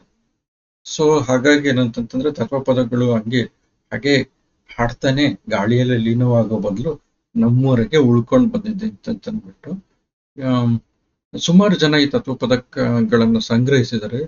ಎನ್.ಎಸ್. ಲಕ್ಷ್ಮೀನಾರಾಯಣ ಭಟ್ರು ಆರಂಭದಲ್ಲಿ ಒಂದು ಸ್ವಲ್ಪ ಮಧ್ಯಮ ಗಾತ್ರದ ದೊಡ್ಡದು ಅಂತ ಹೇಳ್ಬಹುದಾಗಿರುವಂತ ಒಂದು ಶರೀಫರ ತತ್ವಪದಗಳ ಒಂದು ಪುಸ್ತಕವನ್ನ ತಂದಿದ್ರು. ನಂತರ ಶಿವಾನಂದ ಗುಬ್ಬಣ್ಣನವರು ಅನ್ನುವಂಥವ್ರು ಶರೀಫರ ತತ್ವಪದವನ್ನ ಕ್ಷೇತ್ರ ಕಾರ್ಯ ಮಾಡಿ ವಿಸ್ತಾರವಾಗಿರುವಂತ ತುಂಬಾ ದೊಡ್ಡ ಕೃತಿಯನ್ನು ತಂದ್ರು. ನಂತರ ಇತ್ತೀಚೆಗೆ ಕರ್ನಾಟಕ ಸರ್ಕಾರ ತತ್ವಪದಕಾರರ ಸಂಪುಟಗಳಲ್ಲಿ ಶರೀಫರ್ ಸಂಪುಟವನ್ನು ಕೂಡ ತಂದಿದೆ. ಸುಮಾರು 33 ಸಂಪುಟಗಳು, ಒಟ್ಟು ಯೋಜನೆ 50 ಸಂಪುಟಗಳಿಗೆ ಇರುವಂತದ್ದು. 33 ಸಂಪುಟಗಳು ಸಿಗತ್ತೆ ತತ್ವಪದಗಳು. ನೋಡ್ರಿ, ಆ ಸಂದರ್ಭದ ಕಾಲವನ್ನ ಕನ್ನಡ ಸಾಹಿತ್ಯದ ಕಗ್ಗತ್ತಲೆಯ ಕಾಲ ಅಂತ ಕರೆಯಲಾಗಿತ್ತು ಆ ಸಂದರ್ಭದ ಕಾಲವನ್ನ. ಆದ್ರೆ ಅದು ಕನ್ನಡ ಸಾಹಿತ್ಯ ತುಂಬಾ ಹೆಮ್ಮೆ ಪಡ್ಕೊಳ್ಳುವಂತ ಮತ್ತೆ ಜನಸಾಮಾನ್ಯರ ಧ್ವನಿಗಳಿಗೆ ಬೆಲೆ ಬಂದಂತಹ ಮಾನ್ಯತೆ ಬಂದಂತಹ ಯಂತ್ರ. ಅಂದ್ರೆ ಜನರು ಅತ್ಯಂತ ಸ್ವತಂತ್ರ ಚಿಂತನೆಯಿಂದ ಹಾಡ್ಕೊಂಡು ಸಾಧನೆ ಮಾಡ್ತಿದ್ದಂತಹ ಕಾಲ. ಅಂತ ಕಾಲದಲ್ಲಿ ಬದುಕಿ ಬಾಳದಂತವರು ಶರೀಫರು. ಅದನ್ನು ಈಗ ನಾವು ಅದಕ್ಕೊಂದು ಗೌರವದ ಸ್ಥಾನವನ್ನು ನಾವು ಕೊಡ್ತೇವೆ. ಸೊ ಅದ್ರ ಬಗ್ಗೆ ಹೆಚ್ಚಿನ ಅಧ್ಯಯನಗಳಾಗ್ತಾ ಇದ್ವು. ಸೊ ಈ ತತ್ವ ಪದಕ್ಕೆ ಸಂಬಂಧಪಟ್ಟಂಗೆ ಹೇಳೋದಂದ್ರೆ ಈ ತತ್ವಪದದ ಹುಟ್ಟಿನ ಸಂದರ್ಭ ಯಾವುದು, ಯಾವ ಸಂದರ್ಭದಲ್ಲಿ ಇದು ರೂಪುಗೊಳ್ತು, ರಚನೆಗೊಳ್ತು? ಭಾರತ ಬ್ರಿಟಿಷರ ವಸಾಹತು ಆದಂತ ಸಂದರ್ಭ. ಅಂದ್ರೆ ಬ್ರಿಟಿಷರ ಹಿಡಿತ ಭಾರತದ ಮೇಲೆ ತುಂಬಾ ಹೆಚ್ಚಿನ ಪ್ರಮಾಣದಲ್ಲಿ ಆಯ್ತು. ಅವಾಗ ಬ್ರಿಟಿಷರು ಇಲ್ಲಿ ತಮ್ಮ ಅನುಕೂಲತೆಗೆ ಮತ್ತೆ ತಮ್ಮ ಆಡಳಿತದ ಅಗತ್ಯಕ್ಕೆ ಅನುಕೂಲ ಆಗ್ಲಿ ಎನ್ನುವಂತ ಕಾರಣಕ್ಕೆ, ಮತ್ತೆ ತಮ್ಮ ವ್ಯಾಪಾರಕ್ಕೆ ಅನುಕೂಲ ಆಗ್ಲಿ ಎನ್ನುವಂತ ಕಾರಣಕ್ಕೆ, ಯಾಕಂದ್ರೆ ಇಲ್ಲಿ ಕಚ್ಚಾ ವಸ್ತುಗಳು ತುಂಬಾ ಹೇರಳವಾಗಿ ಸಿಗ್ತಾ ಇತ್ತು. ಮತ್ತೆ ಮಾನವ ಸಂಪನ್ಮೂಲನೂ ಕೂಡ ತುಂಬಾ ಕಡಿಮೆ ಬೆಲೆಯಲ್ಲಿ ಸಿಗ್ತಾ ಇತ್ತು. ಹಾಗಾಗಿ ಏನಂತಂದ್ರೆ ಅವರು ಇಲ್ಲಿ ಗಿರಣಿಗಳನ್ನ ಸ್ಥಾಪಿಸಿದ್ರು. ನಂತರ ಅದೆಲ್ಲ ಬೇರೆ ತರ ಆಯ್ತು. ಆದ್ರೆ ಪ್ರಾರಂಭದಲ್ಲಿ ಈ ತರ ಆಗಿದ್ದು ನಿಜ. ವಿದ್ಯುತ್ ಚಾಲಿತ ಯಂತ್ರಗಳು ಬಂದವು. ಆಗ ಕೈಮಗ್ಗಗಳಿದ್ವು. ಭಾರತದ ಸಂಪ್ರದಾಯದಲ್ಲಿ, ಪರಂಪರೆಯಲ್ಲಿ ವಿದ್ಯುತ್ ಚಾಲಿತ ಯಂತ್ರಗಳು, ಕೈಗಾರಿಕೆಗಳ ಸ್ಥಾಪನೆ, ಯಂತ್ರಜ್ಞಾನದ ಔನ್ನತ್ಯ, ಅದರ ಮುಖಾಂತರ ಕೈಗಾರಿಕೆಗಳ ವೇಗ ಮತ್ತೆ ಗುಣಮಟ್ಟ ಮತ್ತೆ ಅತಿ ಹೆಚ್ಚಿನ ಪ್ರಮಾಣದ ಉತ್ಪಾದನೆ, ಇವೆಲ್ಲನೂ ಕೂಡ ಸಾಧ್ಯ ಆಯ್ತು. ಸೊ ಬಟ್ಟೆ ಗಿರಣಿಯೊಂದನ್ನ ಬ್ರಿಟಿಷರು ಇಲ್ಲಿ ಸ್ಥಾಪನೆ ಮಾಡಿರುವಂಥದ್ದು. ಇಲ್ಲಿ ಅಂತಂತಂದ್ರೆ ಕರ್ನಾಟಕದ ಸಂದರ್ಭದಲ್ಲಿ ಸ್ಥಾಪನೆ ಮಾಡಿರುವಂಥದ್ರ ಬಗ್ಗೆ ಈ ತತ್ವಪದ ಹೇಳುತ್ತೆ. ಈ ಗಿರಣಿ ಹೊಸ ರೀತಿಯ ಕೈಗಾರಿಕೆ. ಅಂದ್ರೆ ಇಲ್ಲಿನ ಜನ ಎಂದೂ ಕೂಡ ಈ ತರದ ಗಿರಣಿಯನ್ನ ಕಂಡಿರಲಿಲ್ಲ. ಆ ತರದ ಯಂತ್ರದಿಂದ ಕೆಲಸ ಮಾಡುವಂತ, ಯಂತ್ರಜ್ಞಾನದಿಂದ ಕೆಲಸ ಮಾಡುವಂತ, ಅಥವಾ ಯಂತ್ರಜ್ಞಾನದ ವಿದ್ಯೆಯ ಬಲದಿಂದ ಕೆಲಸ ಮಾಡುವಂತ, ವಿದ್ಯುತ್ತಿನ ಸಂಪರ್ಕದಿಂದ ಕೆಲಸ ಮಾಡುವಂತ ಒಂದು ಗಿರಣಿ ಅದು. ಸೊ ಈ ತರದ ಗಿರಣಿ ಹತ್ತಿಯನ್ನ ಹಿಂಜೋದು, ಅಂದ್ರೆ ಹತ್ತಿ ಕಾಳಿನ ಸಮೇತ ಇರುವಂತ ಹತ್ತಿಯನ್ನ ತಂದು ಹಾಕಿದ್ರೆ ಹತ್ತಿಯನ್ನ ಅದು ಹಿಂಜೋದು, ಕಾಳನ್ನ ಬೇರ್ಪಡಿಸುವುದು, ಹತ್ತಿಯನ್ನ ತೆಗೆಯೋದು, ಆಮೇಲೆ ಹತ್ತಿಯನ್ನ ಹದಗೊಳಿಸುವಂಥದ್ದು, ಹದಗೊಳಿಸಿರುವಂತ ಹತ್ತಿಯನ್ನ ಸುರುಳಿ ಆಕಾರವಾಗಿ ಮಾಡುವಂಥದ್ದು, ನಂತರ ಅದನ್ನು ನೂಲಿನ ಆಕೃತಿಯಲ್ಲಿ ಸಿದ್ಧಪಡಿಸುವಂಥದ್ದು, ಆ ನೂಲುಗಳನ್ನ ಒಂದು ಕಡಿಯಲ್ಲಿ ಸುತ್ತುವಂಥದ್ದು. ಕಡಿ ಅಂತಂತ ತತ್ವಪದದಲ್ಲೇ ಹೇಳಲಾಗಿದೆ, ಅದಕ್ಕೆ ಅದನ್ನೇ ಹೇಳ್ತೇನೆ. ಅಂದ್ರೆ ದಾರವನ್ನ ಒಂದು ಕೊಳವೆ ಆಕೃತಿಯ ಒಂದು ಸಾಧನಕ್ಕೆ ಸುತ್ತದು, ಹಂಗೆ ಸುತ್ತುದು, ಈ ರೀತಿಯಾಗಿರುವಂಥದ್ದು ತಯಾರಾಗ್ತಾ ಇತ್ತು. ಅದ್ರ ಮುಖಾಂತರ ಏನಂದ್ರೆ ಈಗ ಈ ರೀತಿ ತಯಾರಾಗಿರುವಂತಹ ನೂಲಿನಿಂದ ಬಟ್ಟೆ ತಯಾರು ಮಾಡಿ, ಇವೆಲ್ಲನೂ ಕೂಡ ಯಾಂತ್ರೀಕೃತವಾಗಿ ಆಗ್ತಾ ಇದೆ. ಇದನ್ನೆಲ್ಲನೂ ಕೂಡ ಕಷ್ಟಪಟ್ಟು ಮನುಷ್ಯನೇ ಮಾಡ್ತಾ ಇದ್ದ ಭಾರತದ ಸಂದರ್ಭದಲ್ಲಿ. ಆದ್ರೆ ಇದು ಹೊಸ ರೀತಿಯದ್ದಲ್ಲ ಅಂತಂದ್ಬಿಟ್ಟು ಇದು ಶರೀಫರು ಮತ್ತು ಅಂದಿನ ಸಂದರ್ಭದ ಜನರಿಗೆ ತುಂಬಾ ವಿಸ್ಮಯವಾಗಿ ಕಂಡಿದೆ. ಸೊ ಅದಕ್ಕೆ ಜನರ ಮನಸ್ಸಿನಲ್ಲಿದ್ದಂತಹ ಆ ವಿಸ್ಮಯಕ್ಕೆ ಮಾತಿನ ರೂಪ ಕೊಟ್ಟಂತವರು ಶರೀಫರು. ಸೊ ಹಾಗಾಗಿ ಬುದ್ಧಿಜೀವಿ ಅಂತ ಹೇಳಿದ್ರು. ನೋಡ್ರಿ ಹೆಂಗೆ ರಚಿಸಿದರೆ ಇದು ಪದವನ್ನ. ಗಿರಣಿಯ ವಿಸ್ತಾರ ನೋಡಮ್ಮ, ಇದಕ್ಕೆ ಪರಾಕು ಮಾಡಮ್ಮ, ಧರಣಿಪತಿ ಮಹಾರಾಣಿ ದೊರೆಗಳು ಕರ್ನಾಟಕ ರಾಜ್ಯದ ಮೆರೆಸಿದ ಮಹಾಚೋದ್ಯ ವಿದ್ಯ ಅರಿಯದಾಯಿತು ನರರಿಗೆಲ್ಲ. ಗಿರಣಿಯ ವಿಸ್ತಾರ ನೋಡಮ್ಮ, ಎಷ್ಟು ಚೆನ್ನಾಗಿ ಹೇಳ್ತಾ ಇದ್ದಾರೆ. ಗಿರಣಿಯ ವಿಸ್ತಾರ ನೋಡಮ್ಮ, ಇದಕ್ಕೆ ಪರಾಕು ಮಾಡಮ್ಮ, ಧರಣಿಪತಿ ಮಹಾರಾಣಿ ದೊರೆಗಳು ಕರ್ನಾಟಕ ರಾಜ್ಯದ ಮೆರೆಸಿದ ಮಹಾಚೋದ್ಯ ವಿದ್ಯ ಅರಿಯದಾಯಿತು ನರರಿಗೆಲ್ಲ. ಇದು ಮೊದಲನೇ ಸ್ಟಾನ್ಸ. ನಂತರದ ಸ್ಟಾನ್ಸ ಹೆಂಗೆ ಕೆಲಸ ಮಾಡ್ತಾ ಇದೆ. ಜಲ, ಅಗ್ನಿ, ವಾಯು ಒಂದಾಗಿ ಕಲೆತು ಒಳ್ಳೆ ಚಂದಾಗಿ, ಎಲ್ಲವೂ ಕೂಡ ಒಂದಾಗಿ ಕಲೆತು ಒಳ್ಳೆ ಚಂದಾಗಿ, ಜಲ ಅಗ್ನಿವಾಯು ಒಂದಾಗಿ ನೆಲದಿಂದ ಗಗನಕ್ಕೆ ಮುಟ್ಟಿದಂತೆ ಕಾಂಬುದು. ಏನೋ ಕಾಣ್ತಾ ಇದೆ, ನೆಲದಿಂದ ಗಗನಕ್ಕೆ ಮುಟ್ಟಿದಂತೆ ಕಾಣ್ತಾ ಇದೆ. ಏನು ಆತರ ಕಾಣ್ತಿರುವಂಥದ್ದು? ಚೆಲುವು ಮದ್ಯದ ಕಂಬವು ಹೊಗಿಬಿಂಬವು. ಆ ಕಾರ್ಖಾನೆಯಲ್ಲಿರುವಂತಹ ಒಂದು ಹೊಗೆ ಸೂಸುವಂತ ಒಂದು ಕಂಬ ಇದೆ, ಮಧ್ಯದ ಕಂಬ. ಆ ಕಂಬ ತುಂಬಾ ಚೆಲುವಾಗಿ ಕಾಣ್ತಾ ಇದೆ. ಚೆಲುವ ಮಧ್ಯದ ಕಂಬವು ಹೊಗಿಬಿಂಬವು. ಹೊಗಿಬಿಂಬ ಅಂತಂದ್ರೆ ಹೊಗೆ ಸೂಸುವಂತ ಆ ಬಿಂಬ, ಅದು ಹಿಂಗೆ ಕಾಣ್ತಾ ಇದೆ ಹೇಳ್ತಿರುವಂಥದ್ದು. ಸೊ ಇಲ್ಲಿ ಹೇಳ್ತಿರುವಂಥದ್ದು ನೋಡ್ರಿ, ಈಗ ಅಕ್ಷರಶಃ ಅದನ್ನ ಅರ್ಥ ಮಾಡ್ಕೊಳ್ಳೋದಕ್ಕೆ ಪ್ರಯತ್ನ ಪಡಿ. ಗಿರಣಿಯ ವಿಸ್ತಾರ ನೋಡೋದು ತುಂಬಾ ದೊಡ್ಡದಾಗಿರುವಂಥದ್ದು. ಆಕ್ಚುಲಿ ಮನೆಯಲ್ಲಿ ಮಗ್ಗಗಳಿರ್ತಿದ್ವಾಗ, ಆದ್ರೆ ಇಲ್ಲಿರುವಂಥದ್ದು ಬೇರೆ. ಇದು ಏನಂತಂದ್ರೆ ತುಂಬಾ ವಿಸ್ತಾರವಾಗಿರುವಂತಹ ಪ್ರದೇಶದಲ್ಲಿ ರಚನೆಯಾಗಿರುವಂತಹ ಒಂದು ಗಿರಣಿ. ಯಂತ್ರವಿದ್ಯೆಯ ಬಲ ಇದೆ, ತಂತ್ರವಿದ್ಯೆಯ ಬಲ ಇದೆ, ಅಂದ್ರೆ ತಾಂತ್ರಿಕತೆ ಇದೆ ಅನ್ನುವಂಥದ್ದು. ಇದಕ್ಕೆ ಪರಾಕು ಹೇಳಮ್ಮ. ಇದನ್ನ ಮಾಡಿದ್ರಲ್ಲ, ಇಷ್ಟು ಅದ್ಭುತವಾಗಿರುವಂತಹ ಕೆಲಸವನ್ನ ಇದು ಮಾಡ್ತಾ ಇದೆಯಲ್ಲ, ಇದಕ್ಕೆ ಜೈಕಾರ ಹಾಕಮ್ಮ. ಪರಾಕು ಅಂತ ಪರಾಕ್ ಹೇಳುವಂಥವ್ರು, ರಾಜರಿಗೆ ಬಹುಪರಾಕ್ ಅಂತಂತ ಹೇಳುವಂಥವ್ರು ವಂದಿಮಾಗದರು. ಆತರ ಇದಕ್ಕೆ ಜೈಕಾರ ಹಾಕ್ರಮ್ಮ. ಹೆಣ್ಣನ್ನ ಕುರಿತು ಹೇಳ್ತಿರುವಂಥದ್ದು. ಪರಾಕು ಮಾಡಮ್ಮ. ಇದನ್ನು ಮಾಡದಂಥವ್ರು ಯಾರು? ನಿರ್ಮಾಣ ಮಾಡಿರುವಂಥವ್ರು ಧರಣಿಪತಿ ಮಹಾರಾಣಿ ದೊರೆಗಳು. ದೊರೆ ಅಂದ್ರೆ ಆಕ್ಚುಲಿ ಗಂಡು, ಆದ್ರೆ ಇಲ್ಲಿ ಧರಣಿಪತಿ ಮಹಾರಾಣಿ ದೊರೆಗಳು ಅಂತಂತಂದ್ರೆ ಆಕ್ಚುಲಿ ಬ್ರಿಟಿಷರಲ್ಲಿ ಅತ್ಯುನ್ನತವಾಗಿರುವಂತಹ ಅಧಿಕಾರವನ್ನು ಹೊಂದಿರುವಂಥದ್ದು ರಾಣಿ, ಅಲ್ಲಿನ ರಾಣಿ. ಸೊ ಹಾಗಾಗಿ ಏನಂತಂದ್ರೆ ಇಲ್ಲಿ ಮಹಾರಾಣಿಯನ್ನ ದೊರೆ ಅಂತ ಕರೆಯಲಾಗಿದೆ. ಇನ್ನೇನು ತುಂಬಾ ಹೆಚ್ಚಿನ ವಿವರ ಏನಿಲ್ಲ. ಧರಣಿಪತಿ ಸೂರ್ಯ ಮುಳುಗದ ಸಾಮ್ರಾಜ್ಯ ಅಂತಂತ ನಾವು ಕರಿತಿದ್ವಲ್ಲ ಆಗ, ಈಗಲೂ ಅಂದ್ರೆ ಹೇಳ್ತಿದ್ವಿ ಆ ಸಂದರ್ಭದ ಬ್ರಿಟಿಷ್ ಸಾಮ್ರಾಜ್ಯವನ್ನು, ವಸಾಹತುಶಾಹಿತ್ವ. ಧರಣಿಪತಿ ಮಹಾರಾಣಿ ದೊರೆಗಳು ಕರ್ನಾಟಕ ಕರ್ನಾಟಕದ ಈ ಪ್ರದೇಶದಲ್ಲಿ ಮೆರೆಸಿದ ಮಹಾ ಚೋದ್ಯ ವಿದ್ಯೆ. ಚೋದ್ಯ ಅಂತಂದ್ರೆ ವಿಸ್ಮಯ, ಆಶ್ಚರ್ಯಜನಕವಾಗಿರುವಂತ ಈ ವಿದ್ಯೆ, ಯಂತ್ರವಿದ್ಯೆ ಅರಿಯದಾಯಿತು ನರರಿಗೆಲ್ಲ. ಇದು ಹೆಂಗೆ ಅನ್ನುವಂಥದ್ದೇ ತುಂಬಾ ವಿಸ್ಮಯ ಪಟ್ಟು ಮೂಗಿನ ಮೇಲೆ ಬೆರಳಿಟ್ಟು ನೋಡುವಂತ. ಮೂಗಿನ ಮೇಲೆ ಬೆರಳಿಡೋದು ಅಂದ್ರೆ ಮೂಗಿನ ಮೇಲೆ ಹಿಂಗೆ ಬೆರಳಿಟ್ಟು ನೋಡೋದು ಅಂತ, ತುಂಬಾ ಆಶ್ಚರ್ಯದಿಂದ ನೋಡೋದು ಅಂತ ಆತರ ನೋಡ್ತಾ ಇದ್ದಾರೆ ಜನ ಎಲ್ಲ. ಅಂತ ಅದ್ಭುತವಾಗಿರುವಂತ ವಿದ್ಯೆ ಹೆಂಗೆ ಕೆಲಸ ಮಾಡ್ತಾ ಇದೆ. ಮನುಷ್ಯನ ಎಂಟ್ರಿನೇ ಇಲ್ಲ, ಅವನ ಸ್ವಿಚ್ಗಳನ್ನ ಬಟನ್ಗಳನ್ನ ಸುಮ್ನೆ ಒತ್ತೋದಷ್ಟೇ ಕೆಲಸ ಮಾಡ್ತಾ ಹೋಗುತ್ತೆ. ಎಂತ ಅದ್ಭುತ ಇದೆ. ಇಲ್ಲಿ ನೋಡಿದ್ರೆ ಆಕ್ಚುಲಿ ರಾಟೆ ತಿರುಗಿಸಿ ಕೈಯಿಂದ ಆಕ್ಚುಲಿ ನೂಲನ್ನ ತೆಗಿತಾ ಇರುವಂಥದ್ದು. ಇಲ್ಲಿ ನೋಡಿದ್ರೆ ಸುಮ್ಮನೆ ಯಾವ್ದೋ ಸ್ವಿಚ್ ಆನ್ ಮಾಡಿದ್ರೆ ಕೆಲಸ ಮಾಡ್ತಾ ಇದೆ ಯಂತ್ರ. ಇದು ವಿಸ್ಮಯ, ಕಂಡು ಕೇಳರಿಯದ ಸಂಗತಿ. ಈ ಕೈಗಾರಿಕೆ ಅಥವಾ ಈ ಕಾರ್ಖಾನೆ ಅನ್ನುವಂಥದ್ದು ಕೆಲಸ ಮಾಡಬೇಕು ಅಂತಂದ್ರೆ ಇದಕ್ಕೆ ಕಚ್ಚಾ ವಸ್ತುಗಳು ಬೇಕು, ರಾ ಮೆಟೀರಿಯಲ್ಸ್ ಅಂತ ನಾವು ಕರಿತೀವಿ. ಕಚ್ಚಾ ವಸ್ತುಗಳು ಬೇಕು ನೋಡ್ರಿ. ಜಲ, ಅಗ್ನಿ, ವಾಯು ಒಂದಾಗಿ. ನೀರು ಬೇಕು ಕೈಗಾರಿಕೆಗೆ, ಅಗ್ನಿ ಬೇಕು ಅಂದ್ರೆ ಇಂಧನ ಬೇಕು, ಅದಕ್ಕೆ ವಾಯು ಬೇಕು. ಬಿಸಿಯಾಗಿ ಆ ಗಾಳಿಯನ್ನ ಬಿಸಿ ಮಾಡಿ ಏನ್ ಮಾಡ್ತಾರೆ ಅಂತಂದ್ರೆ ಆ ಕಾರ್ಖಾನೆಯಲ್ಲಿ ಪ್ರವಹಿಸ್ತಾರೆ ಯಂತ್ರದ ಭಾಗದಲ್ಲಿ. ಇವೆಲ್ಲ ಕಲೆತು ಒಳ್ಳೆ ಚೆಂದಾಗಿ ಹಿಂಗೆ ಜಲ, ಅಗ್ನಿ, ವಾಯು ಅಂತಂತ ಹೇಳ್ತಾ ಇದ್ದಂಗೆ ತತ್ವಪದ ಕಾರಣ ಅಂದ್ರೆ ಶರೀಫರ ತತ್ವಪದಕಾರತ್ವ ಅನ್ನುವಂಥದ್ದು, ದಾರ್ಶನಿಕತನ ಅನ್ನುವಂಥದ್ದು ತಕ್ಷಣ ಬೇರೆ ಕಡೆಗೆ ಹೊರಡ್ಬಿಡುತ್ತೆ.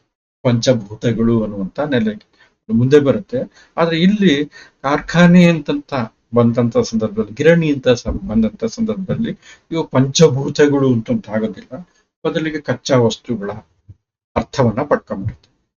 ನೀರು, ಅಗ್ನಿ ಮತ್ತೆ ಗಾಳಿ ಇವೆಲ್ಲನೂ ಕೂಡ ಒಂದಾಗಿ ಒಳ್ಳೆ ಚಂದಾಗಿ ಕಲೆತು ನೋಡ್ರಿ, ಒಳ್ಳೆ ಚಂದಾಗಿ ಕಲೆತು, ಅನುರೂಪವಾಗಿ ಕಲೆತು ಜಲ, ಅಗ್ನಿವಾಯು ಒಂದಾಗಿ ಏನಾಗ್ತಾ ಇದೆ ಅಂತಂದ್ರೆ ಈ ಕಾರ್ಖಾನೆ ಕೆಲಸ ಮಾಡ್ತಾ ಇದೆ. ಇವೆಲ್ಲ ಒಂದಾಗಿರೋದ್ರಿಂದ ಈ ಕಾರ್ಖಾನೆ ಕೆಲಸ ಮಾಡ್ತಾ ಇದೆ, ಈ ಗಿರಣಿ ಕೆಲಸ ಮಾಡ್ತಾ ಇದೆ. ಇಲ್ಲೊಂದು ಮಧ್ಯದಲ್ಲಿ ಒಂದು ಕೊಳವೆ, ಏನು ನೆಲದಿಂದ ಗಗನಕ್ಕೆ ಮುಟ್ಟಿದಂತೆ ಕಾಂಬುದು, ಗಗನ ಚುಂಬಿ ಅಂತ ಕರೆಸ್ತಾರೆ. ಗಗನವನ್ನ ಚುಂಬಿಸುವಂಥದ್ದು, ಗಗನಕ್ಕೆ ಮುತ್ತಿಕ್ಕುವ ಅನ್ನುವಂತ ಹೆಸರನ್ನ ನಾವು ಕರಿತೀವಲ್ವ ಕೆಲವು ಕಟ್ಟಡಗಳನ್ನ. ಹಂಗೆ ನೆಲದಿಂದ ಗಗನಕ್ಕೆ ಮುಟ್ಟಿದಂತೆ ಕಾಂಬುದು ಯಾವುದು? ಚೆಲುವ ಮಧ್ಯದ ಕಂಬವು, ಮಧ್ಯದಲ್ಲಿರುವಂತಹ ಕಂಬ. ಇದನ್ನು ಕೂಡ ಏನಂತಂದ್ರೆ ಶರೀಫರಿಗೆ ಮತ್ತೊಂದೇನು ನೆನಪಿಸುತ್ತೆ. ಈ ಕಂಬ ಅನ್ನುವಂಥದ್ದು ನೇರ ಇದೆ. ಕಂಬ ಕೆಳಗಿನಿಂದ ಉನ್ನತವಾಗಿ ಮೇಲೆ ಇದೆ. ಸೊ ಇದು ಒಂದು ಹಂತ, ಅಂದ್ರೆ ನೆಲದಿಂದ ಮೇಲಕ್ಕೆ ಹೋಗುವಂಥದ್ದು, ನೆಲದಿಂದ ಒಂದೊಂದು ಹಂತವನ್ನು ದಾಟಿ ಮೇಲೆ ಹೊಗೆಯನ್ನು ಸೂಸ್ತಾ ಇರುವಂತಹ ಕಂಬ. ಈ ಕಂಬ, ಈ ಹೊಗೆಯ ಬಿಂಬ ಇದೆಯಲ್ಲ, ಅಂದ್ರೆ ಈ ಕಂಬ ಹೊಗೆ ಸೂಸ್ತಾ ಇದೆ, ಅಲ್ಲಿ ಒಂದು ಬಿಂಬ ಮೂಡ್ತಾ ಇದೆ, ಆಕಾರ ಮೂಡ್ತಾ ಇದೆ, ಹೊಗೆಯ ಆಕಾರ, ನಾನಾಕಾರ ಮೂಡ್ತಾ ಇದೆ. ಇದು ತುಂಬಾ ಆಶ್ಚರ್ಯಜನಕವಾಗಿ ಕಾಣ್ತಾ ಇದೆ. ಈ ಸ್ತಂಭನು ಕೂಡ ಅವ್ರಿಗೆ ಮತ್ತೊಂದನ್ನ ನೆನಪಿಸುತ್ತೆ. ಅಂದ್ರೆ ತತ್ವಪದದ ಹಿನ್ನೆಲೆಯಲ್ಲಿ, ಅಂದ್ರೆ ತತ್ವದ ಹಿನ್ನೆಲೆಯಲ್ಲಿ ಮತ್ತೊಂದನ್ನ ನೆನಪಿಸುತ್ತೆ. ಪಂಚಭೂತಗಳು ಹೆಂಗು ಹಂಗೆ ಮೇರುದಂಡ ಅನ್ನುವಂಥದ್ದು, ಅಂದ್ರೆ ಕುಂಡಲಿನಿ ಶಕ್ತಿ ಪ್ರವಹಿಸುವಂತಹ ದಂಡ. ಇದು ಬೆನ್ನಿನ ನಾಡಿಯಲ್ಲಿ ಇರುತ್ತೆ ಅಂತ ಹೇಳ್ತಾರೆ. ಅದು ನಂತರ ಬರುತ್ತೆ, ಅದರ ಬಗ್ಗೆ ನಾನು ನಂತರ ಹೇಳ್ತೀನಿ. ಸೊ ಇಲ್ಲಿ ಇದನ್ನೇ ನಾನು ಒಂದ್ ಸ್ವಲ್ಪ ಇಲ್ಲಿ ಏನ್ ಮಾಡಿದ್ದೀನಿ ಅಂತಂದ್ರೆ, ಸರಳವಾಗಿ ಅರ್ಥ ಆಗ್ಲಿ ಅನ್ನುವಂತ ಲೆಕ್ಕಕ್ಕೆ ಇದನ್ನ ಕೊಟ್ಟಿದ್ದೀನಿ. ಭೌತಿಕವಾಗಿ ಕಣ್ಣಿಗೆ ಕಾಣ್ತಾ ಇರುವಂತ ಈ ಗಿರಣಿ, ಒಂದು ಗಿರಣಿ ಇಲ್ಲಿದೆ, ಭೌತಿಕವಾಗಿ ಕಾಣ್ತಾ ಇರುವಂತಹ ಗಿರಣಿ. ಈ ಗಿರಣಿಯ ಬಗ್ಗೆ ಶರೀಫರು ಅಥವಾ ಒಬ್ಬ ನಿರೂಪಕ ಹೆಣ್ಣು ಮಗಳಿಗೆ ಪರಾಕು ಹೇಳಮ್ಮ ಅನ್ನುವಂತ ಲೆಕ್ಕದಲ್ಲಿ ಹೆಣ್ಮಕ್ಳಿಗೆ ಹೇಳ್ತಿರುವಂತ ಒಂದು ನಿರೂಪಣೆ ಇಲ್ಲಿ ಕಂಡು ಬರ್ತಾ ಇದೆ. ಮತ್ತೆ ಇದನ್ನ ಸ್ಥಾಪನೆ ಮಾಡಿರುವಂತವ್ರು ಯಾರು ಅಂತಂತಂದ್ರೆ, ಧಣಿಪತಿಯಾಗಿರುವಂತ ಮಹಾರಾಣಿ ದೊರೆಗಳು ಅಥವಾ ಇಂಗ್ಲೆಂಡಿನ ರಾಣಿ ಅನ್ನುವಂಥದ್ದು. ಈ ಗಿರಣಿ ಹೊಸ ರೀತಿಯ ಆಶ್ಚರ್ಯವನ್ನ ಉಂಟು ಮಾಡಿರುವಂಥದ್ದು ಜನರಲ್ಲಿ. ಅದು ಜಲ, ಅಗ್ನಿ, ವಾಯುಗಳನ್ನ ಕಚ್ಚಾ ಪದಾರ್ಥವನ್ನಾಗಿ ಬಳಸಿ ಏನ್ ಮಾಡ್ತಿದೆ ಅಂತಂದ್ರೆ, ಅದು ಕೆಲಸ ಮಾಡ್ತಾ ಇದೆ. ಗಗನಕ್ಕೆ ಮುಟ್ಟಿದಂತೆ ಕಾಣುವಂತಹ ಗಿರಣಿಯ ಹೊಗೆ ಸೂಸುವಂತಹ ಕಂಬ ಅತ್ಯಂತ ಚೆಲುವಾಗಿ ಕಾಣ್ತಾ ಇರುವಂಥದ್ದು ಅಂತ ಇದು. ನಂತರ ಮತ್ತೆ ಪದ ಮುಂದುವರಿತಾ ಇದೆ ನೋಡಿ. ನಾನು ಇದನ್ನು ಪದ ಅಂತ ಕರಿತೀನಿ, ತತ್ವಪದ. ಪದ ಹಾಡು ಅಂತ ಹೇಳ್ತಾರೆ, ಪದ ಹೇಳು ಅಂತಂದ್ಬಿಟ್ಟು. ಒಂದೊಳ್ಳೆ ಪದ ಹೇಳು ಅಂತಂದ್ರೆ ತತ್ವಪದ ಹೇಳು ಅಂತಾನೆ ಅರ್ಥ. ಸೊ ತತ್ವಪದಕಾರರಿಗೆ. ಸೊ ಇಲ್ಲಿ ನಮಗೆ ಕಣ್ಣಿಗೆ ಕಾಣುವಂತ ಒಂದು ಗಿರಣಿ, ಈ ಗಿರಣಿ ಇದೆ. ಇಲ್ಲಿ ಇನ್ನೊಂದು ಗಿರಣಿ ಇದೆ. ಈಗ ತತ್ವಪದಕಾರತನ ಎದ್ದು. ಸೊ ಇಲ್ಲಿ ಬುದ್ಧಿಜೀವಿ ಆಗ್ಬಿಟ್ಟ ಯಾರು, ಶರೀಫರು ಬುದ್ಧಿಜೀವಿ ಆಗ್ಬಿಟ್ರು. ಒಳಗೊಂದು ಬೇರೆ ಆಕಾರ, ಇಲ್ಲೊಂದು ಗಿರಣಿ. ಈ ಗಿರಣಿಯ ಸ್ವರೂಪ ಬೇರೆ, ಒಳಗೆ ಇದು ಹೊರಗೆ ಕಾಣುವಂತ ಗಿರಣಿ ಅದು. ಆದ್ರೆ ಒಳಗೊಂದು ಬೇರೆ ಆಕಾರ, ಅಲ್ಲೂ ಒಂದು ಗಿರಣಿ ಇದೆ, ತಿಳಕೋ ಚಮತ್ಕಾರ. ಒಳಗೊಂದು ಬೇರೆ ಆಕಾರ, ತಿಳಕೋ ಚಮತ್ಕಾರ. ದಳಗಳು 9, ಚಕ್ರ ಸುಳಿಯುವ ಸೂತ್ರಾಧಾರದಲ್ಲಿ, ಒಳಗೆ ಹೊರಗೆ ನವ ಕೊಳವಿಯು ಇದರೊಳವಿ. ಅದ್ಭುತವಾಗಿ ಸಾಮ್ಯತೆಯನ್ನ ತರ್ತಾನೆ. ಇನ್ನೊಂದು ಅಂದ್ರೆ ಅರ್ಥವನ್ನ ಮತ್ತೊಂದಕ್ಕೆ ದಾಟಿಸುವಂತ, ಹೊರಗೆ ಕಾಣುವಂತ ಗಿರಣಿಯನ್ನು ಮತ್ತೊಂದು ಗಿರಣಿಗೆ ದಾಟಿಸುವಂತ, ಹೊರಗೆ ಕಾಣುವಂತ ಭೌತಿಕ ಗಿರಣಿಯ ಮುಖಾಂತರ ಒಂದು ಅರ್ಥವನ್ನ ಸಾಧಿಸಿ ಮತ್ತೊಂದು ಅರ್ಥವನ್ನ ಮತ್ತೊಂದು ಗಿರಣಿಯ ರಚನೆಯನ್ನ ರೂಪಿಸುವ ಮುಖಾಂತರ ಮತ್ತೊಂದು ಅರ್ಥಕ್ಕೆ ತಲುಪಿಸುವಂತ ಒಂದು ಪ್ರಯತ್ನ ಇಲ್ಲಿ ಶರೀಫರು ಮಾಡ್ತಾರೆ. ದಳಗಳು 9, ಇಲ್ಲಿ ದಳಗಳು 9, ಚಕ್ರ ಸುಳಿಯುವ ಸೂತ್ರಾಧಾರದಲ್ಲಿ, ಚಕ್ರ ಸುಳಿಯುವ ಸೂತ್ರಾಧಾರದಲ್ಲಿ, ಸೂತ್ರ ಅಂದ್ರೆ ದಾರದಲ್ಲಿ, ಸೂತ್ರಾಧಾರದಲ್ಲಿ. ಅದು ಆಧಾರ ಅಂತ ಬಂದಿದೆ. ಸೂತ್ರಾಧಾರ ಅದು ಆಧಾರವನ್ನು ಹೊಂದಿದೆ.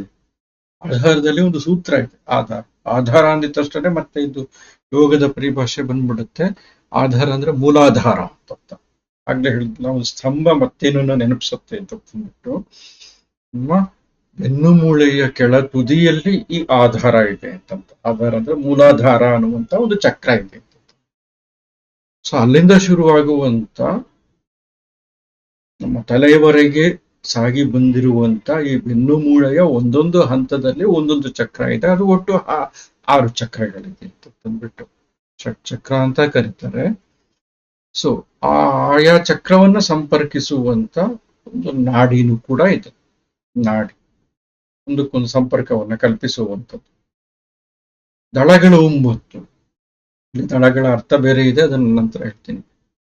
ಒಳಗೆ ಹೊರಗೆ ನೋಡ್ರಿ, ಇದರ ಒಳಗೆ ಹೊರಗೆ ಏನಿದೆ ಅಂತಂತಂದ್ರೆ, ಅಂದ್ರೆ ಈ ಆಕಾರದ ಇಲ್ಲಿರುವಂತ ಈ ಗಿರಣಿಯ ಒಳಗೆ ಹೊರಗೆ ನವಕೊಳವಿಯು ಚಕ್ರ ಸುಳಿಯುವ ಸೂತ್ರ ಆಧಾರದಲ್ಲಿ ಒಳಗೆ ಹೊರಗೆ ಓಡಾಡ್ತಾ ಇದೆ. 6 ಚಕ್ರಗಳ ಮಧ್ಯೆ ಅಂದ್ರೆ ಕೆಳಗಿನಿಂದ ಮೇಲಕ್ಕೆ, ಮೇಲಿನಿಂದ ಕೆಳಗೆ ಓಡಾಡ್ತಾ ಇರುವಂತದ್ದು ಯಾವುದೋ ಒಂದು ಚೇತನ. ಈ ಗಿರಣಿಗೆ ನವಕೊಳವಿ ಇದರ ಒಳಗಡೆ ಅಂತರ್ಗತವಾಗಿದೆ. ಇದರ ಒಳವಿ ಅಂತಂದ್ರೆ ಅಂತರಂಗದಲ್ಲಿ ಇರುವಂತದ್ದು. ನವಕೊಳವಿ, 9 ಕೊಳವಿ. ಅಲ್ಲಿ ಒಂದು ಕೊಳವಿ ಇದೆ, ಅಲ್ಲಿ ಒಂದು ಕಂಬ ಇದೆ, ಇಲ್ಲಿ 9 ಕೊಳವಿ ಇದೆ. ಸೊ 9 ಏನು ಸೂಚಿಸುತ್ತೆ ನೋಡ್ರಿ. ಅದನ್ನು ನಾವು ಸುಲಭ ಹಿಂಗೆ ಮಾಡ್ಕೊಳ್ಬಹುದು. ಮತ್ತೊಂದು ಗಿರಣಿ ಇದೆ, ಭೌತಿಕವಾಗಿ ಕಾಣ್ತಿರುವಂತ, ಕಣ್ಣಿಗೆ ಕಾಣುವಂತ ಗಿರಣಿಗೆ ಸಾದೃಶ್ಯವಾಗಿ ಮತ್ತೊಂದು ಗಿರಣಿ ಇದೆ. ಅದು ಇರೋದು ಬಹುಶಃ ನಮ್ಮ ಒಳಗೆ ಅಂತರಂಗದಲ್ಲಿ, ಅದು ಕಣ್ಣಿಗೆ ಕಾಣಲ್ಲ. ಆದ್ರೆ ಅದು ಅರಿವಿಗೆ ಬರುವಂತದ್ದು ಅಂತ ಶರೀಫರ ಒಂದು ತಿಳುವಳಿಕೆ, ಅಥವಾ ಶರೀಫರ ಪರಂಪರೆ, ಅಥವಾ ತತ್ವಜ್ಞಾನದ ಪರಂಪರೆ, ಅಥವಾ ನಮ್ಮ ಪರಂಪರೆ ಈ ತಿಳುವಳಿಕೆಯನ್ನು ಹೊಂದಿದೆ. ನಮ್ಮ ಒಳಗಡೆ ಒಂದು ಗಿರಣಿ ಇದೆ. ಅದು ಎಷ್ಟು ವಿಸ್ಮಯನೋ ಅದಕ್ಕಿಂತ ವಿಸ್ಮಯಕಾರಿಯಾಗಿರುವಂತದ್ದು ಈ ಗಿರಣಿ. ಇದು ಒಳಗೆ ಬೇರೆ ಆಕಾರದಲ್ಲಿರುವಂತಹ ಗಿರಣಿ, ಆ ತರದ ರಚನೆ ಅಲ್ಲ ಇದು ಬೇರೆ ಆಕಾರದ ಗಿರಣಿ. ಈ ಗಿರಣಿಗೆ 9 ದಳಗಳಿದೆ, 9 ದಳ ಇದೆ. ಮತ್ತೆ ಈ ಗಿರಣಿ ಒಳಗಡೆನೂ ಕೂಡ ಚಕ್ರ ಇದೆ. ಗಿರಣಿಯ ಆಗ್ಬೇಕು, ಯಂತ್ರ ಆಗ್ಬೇಕು ಅಂದ್ರೆ ಚಕ್ರಗಳು ಬೇಕು. ಆ ಚಕ್ರಗಳಿಲ್ಲದೆ, ಚಕ್ರ ಯಾವಾಗ ಮನುಷ್ಯ ಕಂಡಿಡ್ದ, ಆಕ್ಚುಲಿ ಯಂತ್ರದ ಇದು ವಿದ್ಯೆ ಪ್ರಾರಂಭ ಅಲ್ಲಿಂದ ಶುರು ಆಗ್ಬಿಟ್ಟು ಇಲ್ಲಿಯೂ ಕೂಡ ಚಕ್ರ ಇದೆ. ಇಲ್ಲಿ 6 ಚಕ್ರಗಳಿದೆ, ಬೇರೆ ಬೇರೆ ತರ ಅದನ್ನ ಹೇಳ್ತಾರೆ. ಈ ಗಿರಣಿಗೆ 9 ಕೊಳವೆ ಅಥವಾ ಕಂಬಗಳಿದೆ. ಇದನ್ನ ಹಿಂದೆ ಆಗ್ಲೇ ನಾನು ಹೇಳಿದೆ. ಈ ಗಿರಣಿಗೆ 9 ಕೊಳವೆಗಳಿದ್ದಾವೆ, 9 ಕಂಬಗಳಿದೆ. ಅಲ್ಲಿರುವಂತದ್ದು ಒಂದು ಕಂಬ, ಇಲ್ಲಿರುವಂತದ್ದು 9 ಕೊಳವೆ. ಶರೀಫರು ಇಲ್ಲಿ ಏನ್ ಮಾಡ್ತಾ ಇದ್ದಾರೆ ಅಂತಂದ್ರೆ, ದೇಹವನ್ನ ಒಂದು ಗಿರಣಿ ಅನ್ನುವಂತ ರೂಪಕದಲ್ಲಿ ತರ್ತಾ ಇದ್ದಾರೆ. ಇಲ್ಲಿ ದೇಹ ಅನ್ನುವಂತ ಗಿರಣಿಯನ್ನ ಕುರಿತು ಹೇಳ್ತಾ, ಈ ಗಿರಣಿಯನ್ನ ಯೋಗದ ಪರಿಭಾಷೆಯಲ್ಲಿ ವಿಶ್ಲೇಷಿಸ್ತಾ ಇದ್ದಾರೆ, ಯೋಗದ ಪರಿಭಾಷೆಯಲ್ಲಿ ನಿರೂಪಿಸ್ತಾ ಇದ್ದಾರೆ ಅಥವಾ ನಿರ್ವಚಿಸ್ತಾ ಇದ್ದಾರೆ. ಈ ಗಿರಣಿಯಲ್ಲಿ, ದೇಹ ಅನ್ನುವಂತ ಈ ಗಿರಣಿಯಲ್ಲಿ, ಅಥವಾ ದೇಹದ ಒಳಗಿನ ಒಂದು ಚೇತನ ರೂಪವಾಗಿರುವಂತ ಒಂದು ಈ ಗಿರಣಿ, ದೇಹನೂ ಸೇರಿದಂಗೆ. ಇದು ಅದ್ಭುತ. ದೇಹ ಅನ್ನುವಂಥದ್ದು ತುಂಬಾ ಅದ್ಭುತವಾಗಿರುವಂಥದ್ದು. ನೋಡ್ರಿ, ದೇಹದ ಒಳಗಡೆ ಒಂದು ಮನಸ್ಸಿದೆ. ಎಲ್ಲಿದೆ? ಮಿದುಳಿನಲ್ಲಿದೆ ಅಂತ ಹೇಳ್ತೀವಿ. ಸೊ ಮಿದುಳು ಅಥವಾ ಹೃದಯ, ಏನೇನೋ ಹೇಳ್ತೀವಿ. ಆದ್ರೆ ಈ ಮನಸ್ಸು ಆಕ್ಚುಲಿ ದೇಹದ ತುಂಬೆಲ್ಲ ಇರುವಂತದ್ದು. ಅದರ ತುಂಬಾ ಮುಖ್ಯವಾಗಿರುವಂತಹ ಭಾಗ ಮೆದುಳು ಅಂತ ಅಂದ್ಬಿಟ್ಟು ನಾವು ತಿಳ್ಕೊಂಡಿದೀವಿ. ಸೊ ಆದ್ರೆ ಆ ಮನಸ್ಸು ಕಾಣಲ್ಲ ನಮ್ಗೆ ನೋಡ್ರಿ. ಆದ್ರೆ ಅದು ಕೂಡ ದೇಹ ಬಿಟ್ಟಿಲ್ಲ. ಯಾಕೆಂತಂದ್ರೆ ಮೆದುಳು ಇಲ್ಲದೇ ಮನಸ್ಸಿಲ್ಲ. ಆದ್ರೆ ಮನಸ್ಸನ್ನ ಹಿಡಿಯೋಕ್ಕಾಗಲ್ಲ, ಮುಟ್ಟಕ್ಕಾಗಲ್ಲ. ಇದಿದೆ ಅಂದ್ರೆ ಇದು ವಿಚಿತ್ರವಾಗಿರುವಂತಹ ಗಿರಣಿ. ಇದು ವಿಸ್ಮಯಕಾರಿಯಾಗಿರುವಂತಹ ಗಿರಣಿ. ಸೊ ಇದಕ್ಕೆ 9 ದಳಗಳಿದೆ. ಯೋಗದ ಪರಿಭಾಷೆಯಲ್ಲಿ ಈ ದಳಗಳನ್ನ ಒಂದ್ ತರ ಹೇಳ್ತಾರೆ. ಏನು ಅಂತಂತಂದ್ರೆ, ದೇಹದ ಶಿಖೆ ಅಂತಂದ್ರೆ ಆಕ್ಚುಲಿ ತಲೆ ಮೇಲಿರುವಂತ ಕೂದಲು. ಶಿಖೆ ಅಂದ್ರೆ ಜುಟ್ಟು ಅಂತಾನು ಹೇಳ್ತಾರೆ. ಅಂದ್ರೆ ಒಂದು ಶಿಖೆ ಅಂತಂದ್ರೆ ಅಗ್ನಿಯ ಜ್ವಾಲೆ ಅಂತಾನು ಕೂಡ ಹೇಳ್ತಾರೆ. ಸೊ ಇಲ್ಲಿ ತಲೆಯಿಂದ ಹಿಡಿದು ಪಾದದವರೆಗೆ 9 ತಾವರೆಗಳು, 9 ತಾವರೆಗಳು. ಸೊ ಇದನ್ನ ಆಕ್ಚುಲಿ 9 ದಳಗಳು ಅಂತ. ತಾವರೆ ಅಂದ್ರೆ ದಳಗಳು ಬಿಟ್ಟು ತಾವರೆ ಇಲ್ಲ. ಸೊ ಯೋಗದ ಒಂದು ಚೌಕಟ್ಟಿನ ಒಳಗಡೆ ಈ ಮನುಷ್ಯ ದೇಹ ಅನ್ನುವಂಥದ್ದೇ ಒಂದು ವಿಚಿತ್ರವಾಗಿರುವಂತ, ವಿಸ್ಮಯಕಾರಿಯಾಗಿರುವಂತ, ಅದ್ಭುತವಾಗಿರುವಂತ ಗಿರಣಿ. ಇಲ್ಲಿ 9 ದಳಗಳಿದೆ, 9 ತಾವರೆಗಳಿದ್ದಾವೆ. ಈ ತರ ದಳಗಳಿವೆ. ಚಕ್ರದ ಬಗ್ಗೆ ನಂತರ ಮಾತಾಡ್ತಾರೆ. 9 ದಳಗಳಿದ್ದಾವೆ. ಆಮೇಲೆ ಚಕ್ರಗಳಿಂದನೂ ಕೂಡ ಕೂಡಿದೆ. ದಳಗಳು 9, ಇಲ್ಲಿ 9 ಹಂತ ಇದೆ. ತಲೆಯಿಂದ ಕಾಲಿನವರೆಗೆ 9 ಹಂತ ಇದೆ. ಅಥವಾ ಕಾಲಿನಿಂದ ತಲೆಯವರೆಗೂ ನೀವು ತೆಗೆದುಕೊಂಡ್ರೆ 9 ಹಂತ ಅನ್ನುವಂಥದ್ದು ಇದೆ. ಹಂಗೆ ರಚನೆಯಾಗಿರುವಂತ ಈ ಗಿರಣಿ ಇದ್ದು, ಇಲ್ಲಿ ಈ ಗಿರಣಿ ಒಳಗಡೆ 9 ಹಂತವನ್ನ ಹೊಂದಿರುವಂತ ಈ ಗಿರಣಿ ಒಳಗಡೆ 6 ಚಕ್ರ ಇದೆ. ಇವು ಕಾಣೋದಿಲ್ಲ. ಇದನ್ನ ಆಕ್ಚುಲಿ ಸ್ಥೂಲ ಶರೀರ ಅಂತ ಕರೀತಾರೆ. ಕಣ್ಣಿಗೆ ಕಾಣುವಂತ ಶರೀರವನ್ನ. ಕಣ್ಣಿಗೆ ಕಾಣದೇ ಇರುವಂತ ಶರೀರ ಹೊಂದಿದೆ ಅಂತ ಹೇಳ್ತಾರೆ. ಅದು ಸೂಕ್ಷ್ಮ ಶರೀರ ಅಂತ ಕರೀತಾರೆ. ಈ ಸೂಕ್ಷ್ಮ ಶರೀರದಲ್ಲಿ ಇವೆಲ್ಲ ಇರುತ್ತೆ ಅಂತಂದ್ಬಿಟ್ಟು ಇದನ್ನ ನಾವು ಹೆಂಗೆ ನಾವು ನಂಬಬೇಕು ಅಥವಾ ಒಪ್ಕೊಳ್ಬೇಕು ಅಂತಂತಂದ್ರೆ ಇದನ್ನ ಸಾಧಕರ ಪರಂಪರೆಯಿಂದ ಇದನ್ನ ಹೇಳಿಕೊಂಡು ಬಂದಿದ್ದಾರೆ. ನಮಗೆ ಎಲ್ಲ ಅನುಭವಗಳು ಕೂಡ ನಮಗೆ ಆಗಿಲ್ಲ, ಅಥವಾ ಈ ಅನುಭವದ ಅಥವಾ ಈ ಸಾಧನೆಯ ಹಾದಿಯಲ್ಲಿ ನಾವು ನಡೆದಿಲ್ಲ. ಸೊ ಹಾಗಾಗಿ ಏನಂತಂತಂದ್ರೆ ನಮಗೆ ಇದು ವಿಚಿತ್ರ ಅನ್ಸತ್ತೆ, ಅಥವಾ ನಮಗೆ ಇದು ಯಾವುದೋ ಒಂದು ಪರಂಪರೆಯಿಂದ ಬಂದಿರುವಂತ ಒಂದು ಕಗ್ಗ ಅಂತ ಅನ್ಸತ್ತೆ. ಆದ್ರೆ ಸಾಧನೆ ಮಾಡಿದ ನಂತರ ಅದರ ಬಗ್ಗೆ ನಾವು ತೀರ್ಮಾನ ತೆಗೆದುಕೊಳ್ಳುವುದು ಉತ್ತಮ. ಆದ್ರೆ ನಾವು ಆ ಸಾಧನೆಯಲ್ಲಿ ನಾವು ಇಲ್ಲ, ಇದೊಂದು. ಸೊ ಹಾಗಾಗಿ ಏನಂತಂತಂದ್ರೆ ತತ್ವಪದ ಪರಂಪರೆಯಿಂದ ಬಂದಿರುವಂತ ಈ ಬಗೆಯ ತಿಳುವಳಿಕೆ, ಅಥವಾ ಯೌಗಿಕ ಪರಂಪರೆಯಿಂದ ಬಂದಿರುವಂತ ಈ ಬಗೆಯ ತಿಳುವಳಿಕೆ, ಅಂದ್ರೆ ಈ ತರದ ದಳಗಳಿರುತ್ತೆ, ಅಥವಾ ಇಷ್ಟು ಚಕ್ರಗಳಿರುತ್ತೆ ಅನ್ನುವಂಥದ್ದು ಇದೆಯಲ್ಲ, ಇದು ಆಕ್ಚುಲಿ ಆಧುನಿಕತೆಯ ಸಂದರ್ಭದಲ್ಲಿ ಹುಟ್ಟಿ ಬೆಳೆದಿರುವಂತಹ ಮತ್ತೆ ಜಾಗತೀಕರಣದ ಸಂದರ್ಭದಲ್ಲಿ ಬದುಕಿ ಬಾಳ್ತಾ ಇರುವಂತ ನಮಗೆ ಇವೆಲ್ಲನೂ ಕೂಡ ನೋಡದೆ ಒಪ್ಪದಿರುವಂತ, ಕಂಡ್ರೆ ಮಾತ್ರ ಒಪ್ಪುವಂತ, ಅನುಭವ ಪ್ರಮಾಣವನ್ನು ಒಪ್ಪುವಂತ ನಾವು ಇದನ್ನ ಆಕ್ಚುಲಿ ಸಂಶಯದಿಂದ ನೋಡ್ತೀವಿ ಅನ್ನುವಂಥದ್ದನ್ನು ಕೂಡ ಇಲ್ಲಿ ನೆನಪಿಸ್ಕೊಳ್ಬೇಕು. ಆದ್ರೆ ಅದೇನೇ ಇರಲಿ, ಶರೀಫರು ಏನಂತಂದ್ರೆ ಸೂಕ್ಷ್ಮ ಶರೀರ ಅನ್ನುವಂಥದ್ದು ಇರುತ್ತೆ. ಅದ್ರ ಒಳಗಡೆ ಚಕ್ರ ಇದಾವೆ, 6 ಚಕ್ರಗಳಿದಾವೆ. ಈ 6 ಚಕ್ರಗಳು ಒಂದಕ್ಕೊಂದು ಏನಂತಂತಂದ್ರೆ ಸಂಬಂಧವನ್ನ ಅದಕ್ಕೊಂದು ಸೂತ್ರ ಇದೆ. ಆ ಸೂತ್ರ ಅಂದ್ರೆ ಮೂಲಾಧಾರ ಚಕ್ರದಿಂದ ಆಜ್ಞಾ ಚಕ್ರದವರೆಗೆ ಒಂದನ್ನೊಂದು ಜೋಡಿಸಿರುವಂತಹ ಸೂತ್ರ ಇದೆ. ಇಲ್ಲಿ ದಳ ಅನ್ನುವಂಥದ್ದು 9 ದಳಗಳು ಅರಳುವಂಥದ್ದು ಇದೆಯಲ್ಲ, ಅರಳುವಂಥದ್ದೇ ಏನು ಅಂತಂತಂದ್ರೆ ಚಲನೆಯನ್ನ ಹೇಳುವಂಥದ್ದು. ದಳ ಸುಮ್ಮನೆ ಇಲ್ಲ, ಅರಳ್ತಾ ಇದೆ ಅಂತಂದ್ರೆ ಚಲನೆ. ಇನ್ನೊಂದು ರೂಪಕ ಯಾವುದು ಅಂತಂದ್ರೆ ಚಕ್ರ. ಒಂದು ಚಕ್ರದಿಂದ ಮತ್ತೊಂದು ಚಕ್ರಕ್ಕೆ ದಾಟುವಂಥದ್ದೇ ಸಾಧನೆ. ಮೂಲಾಧಾರ ಚಕ್ರದಿಂದ ನಂತರ ಸ್ವಾಧಿಷ್ಠಾನ, ಮಣಿಪುರ, ವಿಶುದ್ಧಿ, ಅನಾಹತ, ವಿಶುದ್ಧಿ, ಆಜ್ಞಾ, ಬೇರೆ ಬೇರೆ ಚಕ್ರಗಳೆಲ್ಲ ಇದ್ದಾವೆ. ಈ ಚಕ್ರಗಳಿಗೆ ಒಂದೊಂದು ಹಂತದ ಸಾಧನೆಯಿಂದ ಒಂದೊಂದು ಚಕ್ರವನ್ನ ದಾಟ್ತಾ ಚೇತನ ಅನ್ನುವಂಥದ್ದು ಹಿಂಗೆ ಬರುತ್ತಂತೆ. ಆಯಾ ಚಕ್ರದಲ್ಲಿ ಆಯಾ ಚಕ್ರ ಒಂದು ನಿರ್ದಿಷ್ಟ ದಳದ ಕಮಲವನ್ನ ಹೊಂದಿರುತ್ತೆ ಅನ್ನುವಂಥದ್ದನ್ನು ಕೂಡ ಯೋಗ ಹೇಳುತ್ತೆ. ಸೊ ಇಲ್ಲಿ ದಳದ ಅರಳುವಿಕೆ ಒಂದೊಂದು ಹಂತದ ಚಕ್ರದಿಂದ ಮೇಲೇಳುವಂಥದ್ದು, ಚೇತನ ಅನ್ನುವಂಥದ್ದು ಮೇಲೇಳುವಂಥದ್ದನ್ನ ಸೂಚಿಸುತ್ತೆ. 6 ಚಕ್ರಗಳನ್ನ ಮನುಷ್ಯ ಚೇತನ ದಾಟಬೇಕಾಗತ್ತೆ. 6 ಚಕ್ರಗಳನ್ನ ದಾಟಿದ ನಂತರ ಏನಂತಂತಂದ್ರೆ ಪಡೆಯಬೇಕಾದದ್ದನ್ನ ಪಡೆಯಲಾಗತ್ತೆ. ಈ ಹೊರಗಿನ ಗಿರಣಿಯಿಂದ ಪಡೆಯಬೇಕಾದದ್ದೇನು ಅಂತಂತಂದ್ರೆ ಅಂತಿಮವಾಗಿ ಬಟ್ಟೆ ಅಥವಾ ಹಚ್ಚಡ. ಇಲ್ಲಿ ಒಳಗಿನ ಈ ಗಿರಣಿಯಿಂದ ಪಡಿಬೇಕಾಗಿರುವಂಥದ್ದನ್ನು ಕೂಡ ಒಂದು ರೀತಿಯ ಬಟ್ಟೆ, ಅದು ಬೇರೆ ರೀತಿಯ ಬಟ್ಟೆ ಅಥವಾ ಬೇರೆ ರೀತಿಯ ಹಚ್ಚಡ.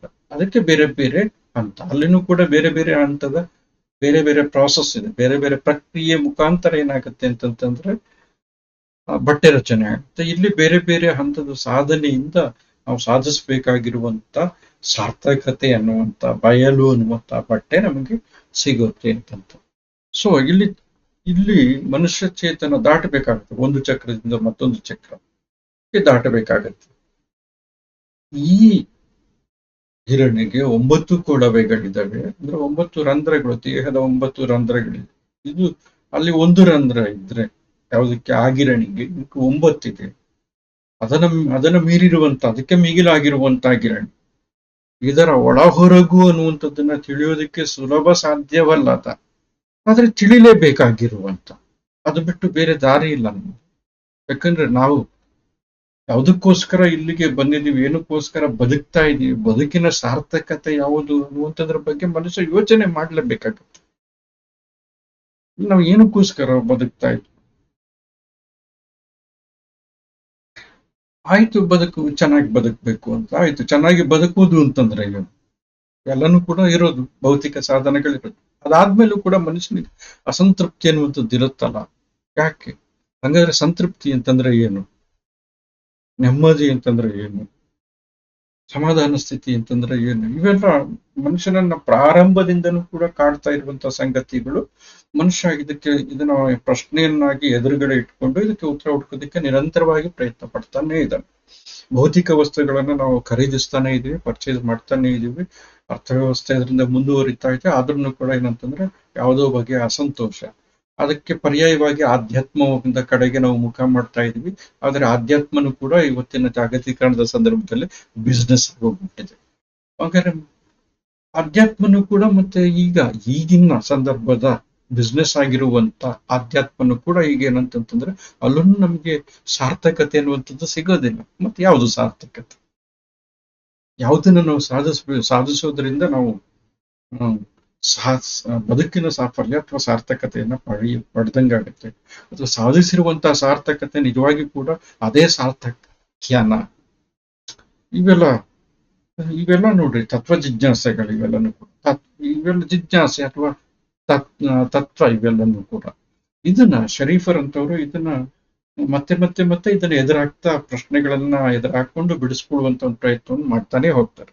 ಇದರ ಬಾಹ್ಯಾಂತರಗಳನ್ನ ಅಂದ್ರೆ ಈ ಗಿರಣಿ ಒಳಗಡೆ ಹೊರಗಿರುವಂತದ್ದನ್ನ ತಿಳಿಯೋದಕ್ಕೆ ಅಸಾಧ್ಯವಾಗಿರುವಂಥದ್ದು, ಆದ್ರೆ ತಿಳಿಯೋದಕ್ಕೆ ಪ್ರಯತ್ನ ಮಾಡ್ತಾನೆ ಬಂದಿದೆ ಮನುಷ್ಯ ಕುಲ ಅನ್ನುವಂಥದ್ದು. ಓಕೆ, ನೆಕ್ಸ್ಟ್ ಈ ಪದ ಮುಂದುವರಿಯುತ್ತೆ. ಆಲಿಯೋಳಿಟ್ಟು ಅರಳಿ ಹಿಂಜಿ ಅಲ್ಲಾದವು ಹಂಜಿ. ನೋಡಿ, ಆಲಿಯೋಳಿಟ್ಟ ಅರಳಿ ಹಿಂಜಿ ಅಲ್ಲಾದವು ಹಂಜಿ. ಅಲಿಯೋಳಿಟ್ಟ ಅರಳಿ ಹಿಂಜಿ ಅಲ್ಲಾದವು ಹಂಜಿ, ಗಾಲಿಯೊಂದರ ಮೇಲೆ ಬ್ರಹ್ಮದ ಕೀಲ. ಮತ್ತೆ ತೊಂದರೆ ಈ ಕಡೆ ಈ ಗಿರಣಿ ಬಳಿಗೆ ಶರೀಫರು ತರ್ತಾರೆ. ಗಾಲಿಯೊಂದರ ಮೇಲೆ ಬ್ರಹ್ಮದ ಕೀಲ, ಮೂಲ ಸುಷುಮ್ನದಲ್ಲಿ ಜೋಲುತ್ತಿರುವುದು ನಾಡಿ, ಅಲ್ಲಾಯ್ತು ಕುಕ್ಕಡಿ. ಅಂತಂದ್ರೆ ದಾರ ಸುತ್ತೋದು ಅಂತ ಅವಾಗ್ಲೇ ಹೇಳಿದೆ ನಾನು. ಪರಬೊಮ್ಮನ ಪಟ್ಟವೂ ಅಲ್ಲೇ, ಅಲ್ಲಾಯ್ತು ಕುಕ್ಕಡಿ. ಅದರ ನಂತರ ಮತ್ತೆ ಪದ್ಯ ಮುಂದುವರಿತಿದೆ. ಕೊನೆಯ ಸ್ಟಾನ್ಸ ಪರಬ್ರಹ್ಮನ ಅಥವಾ ಬ್ರಹ್ಮನ್ ಅಂತ ನಾವೇನ್ ಕರಿತೀವಿ ಯೋಗದ ಭಾಷೆಯಲ್ಲಿ, ಅದು ಪರಬೊಮ್ಮನ ಪಟ್ಟವೂ ಅಲ್ಲೇ, ಪ್ರಾಣವನ್ನು ಮರೆತಿಟ್ಟವು ಪರಬೊಮ್ಮನ ಪಟ್ಟವು. ಧರಣಿಯಲ್ಲಿ ಶಿಶುನಾಳ ದೇವಾಂಗ ಋಷಿಯಿಂದ ನೈಸಿ ಹಚ್ಚಡ ಹುಚ್ಚಿತು, ಲೋಕವೆಲ್ಲ ಮೆಚ್ಚಿತು. ಹಿಂಗೆ ಹಚ್ಚಡ, ಈ ಗಿರಣಿಯಲ್ಲಿ ತಯಾರಾಗಿರುವಂತ ಹಚ್ಚಡ, ಇದು ಬೇರೆ ತರದ ಹಚ್ಚಡ. ಯಾರಿಂದ ತಯಾರಾಗಿರುವಂತ? ಶಿಶುನಾಳಧೀಶನಿಂದ ತಯಾರಾಗಿರುವಂತ ಹಚ್ಚಡ. ಸೊ ಲೋಕ ಮೆಚ್ಚಿದಂತ ಹಚ್ಚಡ ಇದು. ಸೊ ಈಗ ನೋಡಿ, ಆಲಿ ಅಂತಂತಂದ್ರೆ ಆಕ್ಚುಲಿ ನೇಯೋದಕ್ಕೆ, ಹತ್ತಿಯನ್ನ ನೀಯೋದಕ್ಕೆ ತಂದಂತ ಅರಳಿ ಅಂತಂತಂದ್ರೆ ಹತ್ತಿ. ನೇಯೋದಕ್ಕೆ ತಂದಂತ ಹತ್ತಿಯನ್ನ ಹಿಂಜೋದು ಅಂತಂದ್ರೆ ಬಿಡಿಸೋದು. ನೇಯೋದಕ್ಕೆ ತಂದಂತ ಹತ್ತಿಯ ಕಾಳಿನಿಂದ ಕೂಡಿರುತ್ತೆ. ಹತ್ತಿ ಕಾಳಿನಿಂದ ಹತ್ತಿಯನ್ನು ಬಿಡಿಸೋದು, ಬೆಕ್ಕುವುದು. ಸೊ ಅದನ್ನ ಬಿಡಿಸಾದ ನಂತರ ಬಿಡಿಸಿರುವಂತ ಹತ್ತಿಯನ್ನ ಏನ್ ಮಾಡ್ಬೇಕು ಅಂತಂದ್ರೆ, ಅಲ್ಲಾದವು ಹಂಜಿ, ಬಿಡಿಸಿದ ನಂತರ ಏನ್ ಮಾಡ್ಬೇಕು ಅಂತಂದ್ರೆ ಹತ್ತಿಯನ್ನ ಮೃದು ಮಾಡ್ಬೇಕು. ಅಂದ್ರೆ ಬಿಡಿಸಿ ಅದನ್ನ ಹಸನು ಮಾಡ್ಬೇಕು, ಗಂಟಿರೋಂಗಿಲ್ಲ. ಆಲಿಯೊಳಿಟ್ಟ ಅರಳಿ, ನೇಗಿಗೆ ತಂದಂತ ಹತ್ತಿಯನ್ನ ಹಿಂಜಿ ಅಂದ್ರೆ ಅದನ್ನ ಬಿಡಿಸಿ ಹೆಕ್ಕಿ ಅದನ್ನ ಹದ ಮಾಡಿ ಹತ್ತಿಯ ಸುರುಳಿಯನ್ನಾಗಿ ಮಾಡಬೇಕು. ಹಂಗೆ ಮಾಡಿದ್ಮೇಲೆ, ಆ ಸುರುಳಿಯನ್ನ ಮಾಡಿದ್ಮೇಲೆ ಗಾಲಿಯೊಂದರ ಮೇಲೆ ಬ್ರಹ್ಮದ ಕೀಲ. ಗಾಲಿ ನೋಡ್ರಿ, ಅಲ್ಲಿ ಚಕ್ರ ಬಂದಿದೆ. ಯಂತ್ರದಲ್ಲಿ ಚಕ್ರ ಇರುತ್ತೆ, ಆ ಚಕ್ರಕ್ಕೆ ಇನ್ನೊಂದು ಹೆಸರು ಗಾಲಿ. ಗಾಲಿಯೊಂದರ ಮೇಲೆ ಬ್ರಹ್ಮದ ಕೀಲು ಆಕ್ಚುಲಿ. ಕೀಲು ಅಂತಂತಂದ್ರೆ ಅತ್ಯಂತ ಸೂಕ್ಷ್ಮವಾಗಿರುವಂತ ಮತ್ತೆ ಆಧಾರಭೂತವಾಗಿರುವಂತ ಒಂದು ವಸ್ತು. ಫಾರ್ ಎಕ್ಸಾಂಪಲ್, ಎತ್ತಿನ ಬಂಡಿಯ ಚಕ್ರಕ್ಕೆ ಹಾಕುವಂತ ಕಡೆಗೀಲು, ಆ ತೆಗೆದ್ಬಿಟ್ರೆ ಚಕ್ರ ಬಿದ್ದ್ಬಿಡತ್ತೆ, ಗಾಲಿನೂ ಉಳ್ಕೊಂಡು ಬಿದ್ದ್ಬಿಡತ್ತೆ. ಕೀಲು ಆತರ. ಗಾಲಿಯೊಂದರ ಮೇಲೆ ಇಲ್ಲಿ ಏನಂತಂತಂದ್ರೆ ಹತ್ತಿಯನ್ನ ಸುರುಳಿ ತರ ಮಾಡಿದೆ. ಅಂದ್ರೆ ಕಾಳಿನಿಂದ ಹತ್ತಿಯನ್ನ ಬಿಡಿಸಿರುವಂತ ಹತ್ತಿಯನ್ನ ಹದ ಮಾಡಿ ಅದನ್ನ ಸುರುಳಿಯಾಕಾರದಲ್ಲಿ ತಂದು ಏನ್ ಮಾಡಿದೆ ಅಂತಂದ್ರೆ ಗಾಲಿಯ ಮೇಲೆ ಇಡಲಾಗಿದೆ. ಈ ಗಾಲಿ ಯಾವುದು ಅಂತಂದ್ರೆ, ಈ ಚಕ್ರ ಯಾವುದು ಅಂತಂದ್ರೆ ಇದು ಮೂಲದ ಚಕ್ರ. ನಾನು ಆಗ್ಲೇ ಹೇಳಿದೆ, ಯೋಗದ ಪರಿಭಾಷೆಯಲ್ಲಿ ಬರುವಂತ ಮೂಲಾಧಾರದ ಚಕ್ರ, ಹೆಣ್ಣು ಮೂಳೆಯ ಕೊನೆಯ ಕೆಳತುದಿಯಲ್ಲಿರುವಂತ ಚಕ್ರ. ಇಲ್ಲಿ ನಮ್ಮ ಚೇತನ ಅನ್ನುವಂಥದ್ದು ಸುಪ್ತ ಸ್ಥಿತಿಯಲ್ಲಿರುತ್ತೆ. ಈ ಸುಪ್ತ ಸ್ಥಿತಿಯಲ್ಲಿರುವಂತ ಈ ಚಕ್ರ ಜಾಗೃತಗೊಳ್ಳಬೇಕು, ಅದು ಅರಳಬೇಕು. ಅದು ಅರಳಿದ ನಂತರ ಅದು ಮೇಲಿನ ಚಕ್ರಕ್ಕೆ ನಾಡಿಯ ಮುಖಾಂತರ ಏನಾಗತ್ತೆ ಅಂತಂದ್ರೆ ಸಾಗುತ್ತೆ. ಇಲ್ಲಿ ಸುರುಳಿಸುತ್ತಿರುವಂತ ಈ ಅಂದ್ರೆ ಸುರುಳಿಸುತ್ತಿರುವಂತ ಚೇತನ ಎಲ್ಲಿದೆ? ಅದು ಮೂಲ ಚಕ್ರದಲ್ಲಿದೆ. ಈ ಮುಂದಿನ ಸಾಲಲ್ಲಿ ಮೂಲ ಅನ್ನುವಂಥದ್ದು ಬಂದ್ಬಿಟ್ಟಿದೆ ನೋಡ್ರಿ. ಗಾಲಿಯೊಂದರ ಮೇಲೆ ಅಂದ್ರೆ ಚಕ್ರವೊಂದರ ಮೇಲೆ, ಅದು ಮೂಲಾಧಾರದ ಚಕ್ರ. ಮುಂದಿನ ಸಾಲದಲ್ಲಿ ಮೂಲ ಸುಷುಮ್ನದಲ್ಲಿ ಜೋಲುತ್ತಿರುವುದು ನಾಡಿ. ನಾಡಿಯನ್ನ ಬೇರೆ ಬೇರೆ ಸ್ತರದಲ್ಲಿ ಬೇರೆ ಬೇರೆ ಹೆಸರಿನಲ್ಲಿ ಕರೀತಾರೆ. ಸುಷುಮ್ನ ನಾಡಿ ಅಂತ ಕರೀತಾರೆ. ಆ ಸುಷುಮ್ನ ನಾಡಿ ಮತ್ತೆ ಇಡ, ಪಿಂಗಳ ಇತ್ಯಾದಿ ಬೇರೆ ಬೇರೆ ಹೆಸರಿನಲ್ಲಿ ಬೇರೆ ಬೇರೆ ಅದರ ಪಕ್ಕದಲ್ಲಿರುವಂತ ನಾಡಿಗಳು ಅಂತಂತ ಹೇಳ್ತಾರೆ. ಸುಷುಮ್ನ ಅನ್ನುವಂಥದ್ದು ಒಂದು ನಾಡಿ. ಮೂಲ ಸುಷುಮ್ನದಲ್ಲಿ ಜೋಲುತ್ತಿರುವುದು ನಾಡಿ. ಮೂಲ ಸುಷುಮ್ನದಲ್ಲಿ ಅಂದ್ರೆ ಮೂಲಾಧಾರದ ಮೇಲ್ಭಾಗದಲ್ಲಿ ಸುಷುಮ್ನ ನಾಡಿ ಅದು ಜೋಲ್ತಾ ಇದೆ. ಅದನ್ನ ಆಧರಿಸಿಕೊಂಡು ಏನಾಗ್ಬೇಕು ಅಂತಂದ್ರೆ ಈ ಸುರಳಿ ದಾರವಾಗಿ ಸುತ್ತಕೊಂಡು ಮೇಲೆ ಸಾಗ್ಬೇಕಾಗಿದೆ. ಕುಕ್ಕಡಿ ಅಂತಂತಂದ್ರೆ ಸುತ್ತಿರುವಂತ ದಾರ. ಅಲ್ಲಾಯ್ತು ಕುಕ್ಕಡಿ. ಮೂಲ ಸುಷುಮ್ನದ ನಾಡಿ, ಮೂಲ ಚಕ್ರದಲ್ಲಿರುವಂತ ಮೇಲುಗಡೆ ಇರುವಂತ ನಾಡಿ, ಮೂಲಾಧಾರವನ್ನ ಅವಲಂಬಿಸಿಕೊಂಡು ಮೇಲಿರುವಂತ ಸುಷುಮ್ನ ನಾಡಿಗೆ ಸುತ್ತುಕೊಂಡು ಸಾಗ್ಬೇಕಾಗಿರುವಂತ ಚೇತನ. ಸುತ್ತಕೊಳ್ಳುವಂಥದ್ದು ಅಂತಂದ್ರೆ ದಾರ ಸುತ್ತುವಂಥದ್ದು, ಕುಕ್ಕಡಿ ಅನ್ನುವಂಥದ್ದು. ಹಿಂಗೆ ಚೇತನ ಸಾಗ್ಬೇಕು. ಸೊ ಅಲ್ಲಿ ಅವಾಗ ನಮಗೆ ಏನ್ ಸಿಗತ್ತೆ ಅಂತಂದ್ರೆ, ಮೇಲೆ ಸಾಗಿದಾಗ ಮೂಲಾಧಾರದಿಂದ ಚೇತನ ಅನ್ನುವಂಥದ್ದು ನಾಡಿಯನ್ನು ಅವಲಂಬಿಸಿಕೊಂಡು ಮೇಲೆ ಸಾಗಿದಾಗ ನಮಗೆ ಸಿಗುವಂಥದ್ದು ಪರಬ್ರಹ್ಮನ ಪಟ್ಟ, ಬ್ರಹ್ಮತ್ವ ಸಿಗುತ್ತೆ. ಬ್ರಹ್ಮತ್ವ ನೋಡಿ, ಇಲ್ಲಿ ಸಾರ್ಥಕತೆ ಯಾವುದು ಅಂತಂತಂದ್ರೆ, ಶರೀಫರ ದೃಷ್ಟಿಯಲ್ಲಿ ಸಾರ್ಥಕತೆ ಯಾವುದು ಅಂತಂದ್ರೆ ತತ್ವವೇ ತಾನಾಗುವುದು. ಇಲ್ಲಿ ತತ್ವ ಯಾವುದು? ಪರಬ್ರಹ್ಮತ್ವವೇ ತಾನಾಗುವಂಥದ್ದು. ಸೊ ಪರಬ್ರಹ್ಮತ್ವದ ಪಟ್ಟ ಅಲ್ಲಿ, ಆ ಪಟ್ಟ ಸಿಗುತ್ತೆ ಈ ರೀತಿಯಾಗಿ. ಚಕ್ರವನ್ನ ದಾಟಿ ತಳಗಳರಳಿ, ಚಕ್ರ ದಾಟುವಂತಹ ಸಂದರ್ಭಗಳಲ್ಲಿ ತಳಗಳು ಅರಳ್ತಾ ಇರುತ್ತೆ. ಸುಷುಮ್ನ ನಾಡಿಯ ಮುಖಾಂತರ ಒಂದೊಂದು ಚಕ್ರವನ್ನ ದಾಟಿಕೊಂಡು ಹೋಗ್ತಾ ಇರುವಾಗ ಒಂದೊಂದು ಚಕ್ರ ಅರಳ್ಕೊಳ್ತಾ ಇರುತ್ತೆ, ಚಲನೆ ಆಗ್ತಾ ಇರುತ್ತೆ. ಸಾಧನೆಯ ಒಂದೊಂದು ಹಂತವನ್ನ ಮುಟ್ತಾ ಹೋಗ್ತಾ ಇರುವಂಥದ್ದು. ಸೊ ಕೊನೆಗೆ ಆಜ್ಞಾಚಕ್ರವನ್ನ ತಲುಪಿದಾಗ ಪರಬ್ರಹ್ಮನ ಪಟ್ಟ ಲಭಿಸುತ್ತೆ. ಪರಬ್ರಹ್ಮನ ಪಟ್ಟ ಲಭಿಸಿದ ನಂತರ ತತ್ವಬೋಧೆಯ ಆಗುತ್ತೆ. ಆ ತತ್ವಬೋಧೆಯ ಸಂದರ್ಭದಲ್ಲಿ ಏನು ಅಂತಂತಂದ್ರೆ, ನಾನು ನೀನೆಂಬ ಉಭಯ ಭೇದ ಅಳಿಯುತ್ತೆ, ಅಥವಾ ಹಿಂದು ಮುಂದೆಂಬ ಸಂದಳಿಯುತ್ತೆ. ಸೊ ಅಲ್ಲಿ ಏನಾಗುತ್ತೆ ಅಂತಂತಂದ್ರೆ ಪ್ರಾಣ ಮರೆಯುತ್ತೆ. ಪ್ರಾಣ ಅಂತಂತಂದ್ರೆ ಉಸಿರು ಅಂತ ಅರ್ಥ, ಒಂದರ್ಥ ಪ್ರಾಣಾಯಾಮ. ಸೊ ಯೋಗದ ಒಂದು ಮುಖ್ಯವಾಗಿರುವಂತ ಘಟ್ಟ ಏನು ಅಂತಂದ್ರೆ, ಯೋಗ ಸಾಧನೆಯ ಹಂತದಲ್ಲಿ ಮಾಡಬೇಕಾಗಿರುವಂತ ಒಂದು ಕೆಲಸ ಏನಂತಂದ್ರೆ ಪ್ರಾಣವನ್ನ ನಿಗ್ರಹಿಸುವಂಥದ್ದು, ಉಸಿರನ್ನ ನಿಯಂತ್ರಿಸುವಂಥದ್ದು. ಸೊ ಉಸಿರನ್ನ ನಿಯಂತ್ರಿಸಿದಂತ ಸಂದರ್ಭದಲ್ಲಿ ಏನಾಗತ್ತೆ ಅಂತಂತಂದ್ರೆ ಕುಂಡಲಿನಿ ಜಾಗೃತವಾಗಿ ಅದು ಮೂಲಾಧಾರ ಚಕ್ರದಿಂದ ಮೇಲೆ ಸಾಗುತ್ತೆ ನಾಡಿಯ ಮುಖಾಂತರ ಅಂತ. ಸೊ ಆಗ ಏನಂತಂತಂದ್ರೆ, ದೇಹ ಅತ್ಯಂತ ಸುಸ್ಥಿತಿಯಲ್ಲಿದ್ದಾಗ ದೇಹದ ಗಮನ ಇರಲ್ಲ, ದೇಹ ಮರೆತಿರ್ತೀವಿ ನಾವು. ದೇಹವನ್ನು ಅತ್ಯಂತ ಆರೋಗ್ಯಕರವಾಗಿರುವಂತ ವ್ಯಕ್ತಿ ದೇಹದ ಗಮನ ಇರೋದಿಲ್ಲ.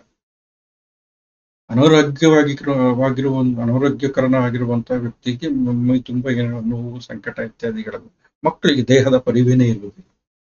ಅಂದ್ರೆ ಯಾಕಂದ್ರೆ ಅತ್ಯಂತ ಆರೋಗ್ಯಕರವಾಗಿರುತ್ತೆ. ಸೊ ಹಾಗಾಗಿ ಅದೇ ತರ ಪ್ರಾಣನೂ ಕೂಡ ಅಷ್ಟೇ. ಪ್ರಾಣದ ನಿಯಂತ್ರಣ ಸಾಧ್ಯವಾದ ನಂತರ, ಉಸಿರನ್ನು ಮರೆತು ಹೋಗುವಂಥದ್ದು ತಾನೇ ತಾನಾಗಿ ಆಡ್ತಾ ಇರುತ್ತೆ ಮೇಲೆ ಕೆಳಗೆ ಉಸಿರು.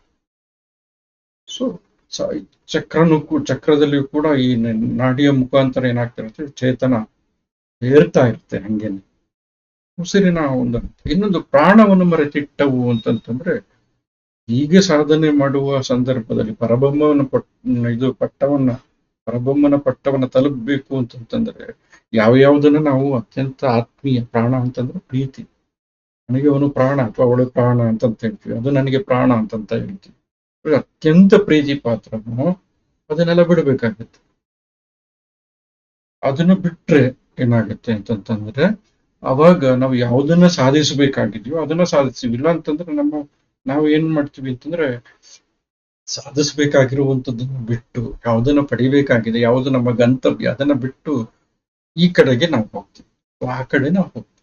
ಸೊ ಹಿಂಗಾಗುತ್ತೆ ಇದು. ಹಂಗಾಗಿ ಅದನ್ನ ಮರೆಯಬೇಕು ಅಂತ ಹೇಳ್ತಾರೆ. ಇದು ಒಂದು ಅರ್ಥ. ಇನ್ನೊಂದೇನಂತಂದ್ರೆ, ಪ್ರಾಣದ ನಿಯಂತ್ರಣ ಸಾಧ್ಯವಾದ ನಂತರ ಪ್ರಾಣವನ್ನು ಕೂಡ ಮರೆತು ಸಾಗುವಂಥದ್ದು. ಅದು ಸಹಜವಾಗಿ ಅದು ತನ್ನ ತನವನ್ನ ಕಂಡ್ಕೊಂಡ್ಬಿಡುತ್ತೆ, ತನ್ನ ಸಹಜಲಯಕ್ಕೆ ಬಂದ್ಬಿಡುತ್ತೆ. ಆಗ ಏನಾಗುತ್ತೆ ಅಂತಂದ್ರೆ, ಒಂದೊಂದು ಚಕ್ರದ ಮುಖಾಂತರ ಸಹಜವಾಗಿರುವಂತಹ ಚಲನೆ ಸಾಧ್ಯ ಆಗುತ್ತೆ.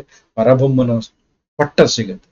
ಪರಬ್ರಹ್ಮನ ಪಟ್ಟ ಸಿಕ್ಕ ನಂತರನೇ ತಕ್ಷಣ ಏನಾಗುತ್ತೆ ಅಂತಂದ್ರೆ, ಸಾಧಿಸಬೇಕಾದದ್ದು ಸಾಧಿಸಲ್ಪಡುತ್ತೆ. ಸಾಧಿಸಬೇಕಾಗಿರುವಂಥದ್ದು, ಈ ಗಿರಣಿಯಿಂದ ಸಾಧಿಸಬೇಕಾಗಿರುವಂಥದ್ದು ಏನು? ಶರೀಫರು ಈಗ ಈ ಗಿರಣಿಯಿಂದ ಸಾಧಿಸಬೇಕಾಗಿರುವಂಥದ್ದು ಏನು ಅನ್ನುವಂಥದ್ದನ್ನ ಆ ಗಿರಣಿಯನ್ನ ನೆಪ ಮಾಡಿಕೊಂಡು ಹೇಳ್ತಾರೆ. ಭೌತಿಕವಾಗಿ ಕಣ್ಣಿಗೆ ಕಾಣ್ತಾ ಇರುವಂತಹ ಗಿರಣಿಯನ್ನ ನೆಪ ಮಾಡ್ಕೊಂಡು ಹೇಳ್ತಾರೆ.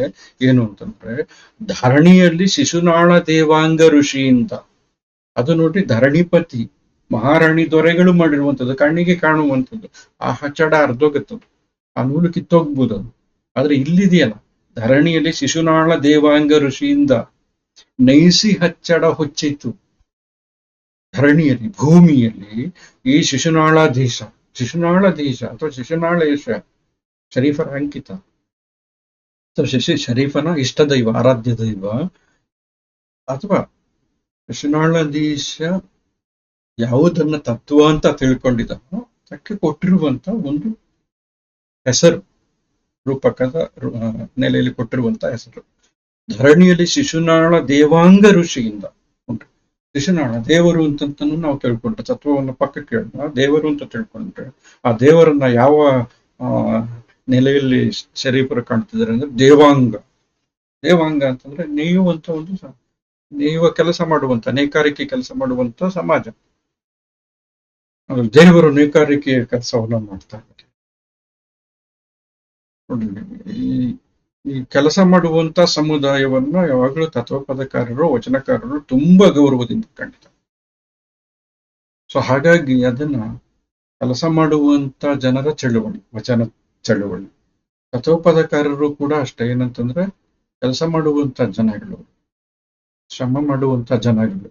ಸೊ ಹಾಗಾಗಿ ಶ್ರಮ ಮಾಡುವಂತವರಿಗೆ, ಕೆಲಸ ಮಾಡುವಂತವರಿಗೆ, ಶ್ರಮಿಕರಿಗೆ ತುಂಬಾ ಗೌರವದ ಸ್ಥಾನವನ್ನ ಕೊಟ್ಟಿದ್ದಾರೆ ಅವರು.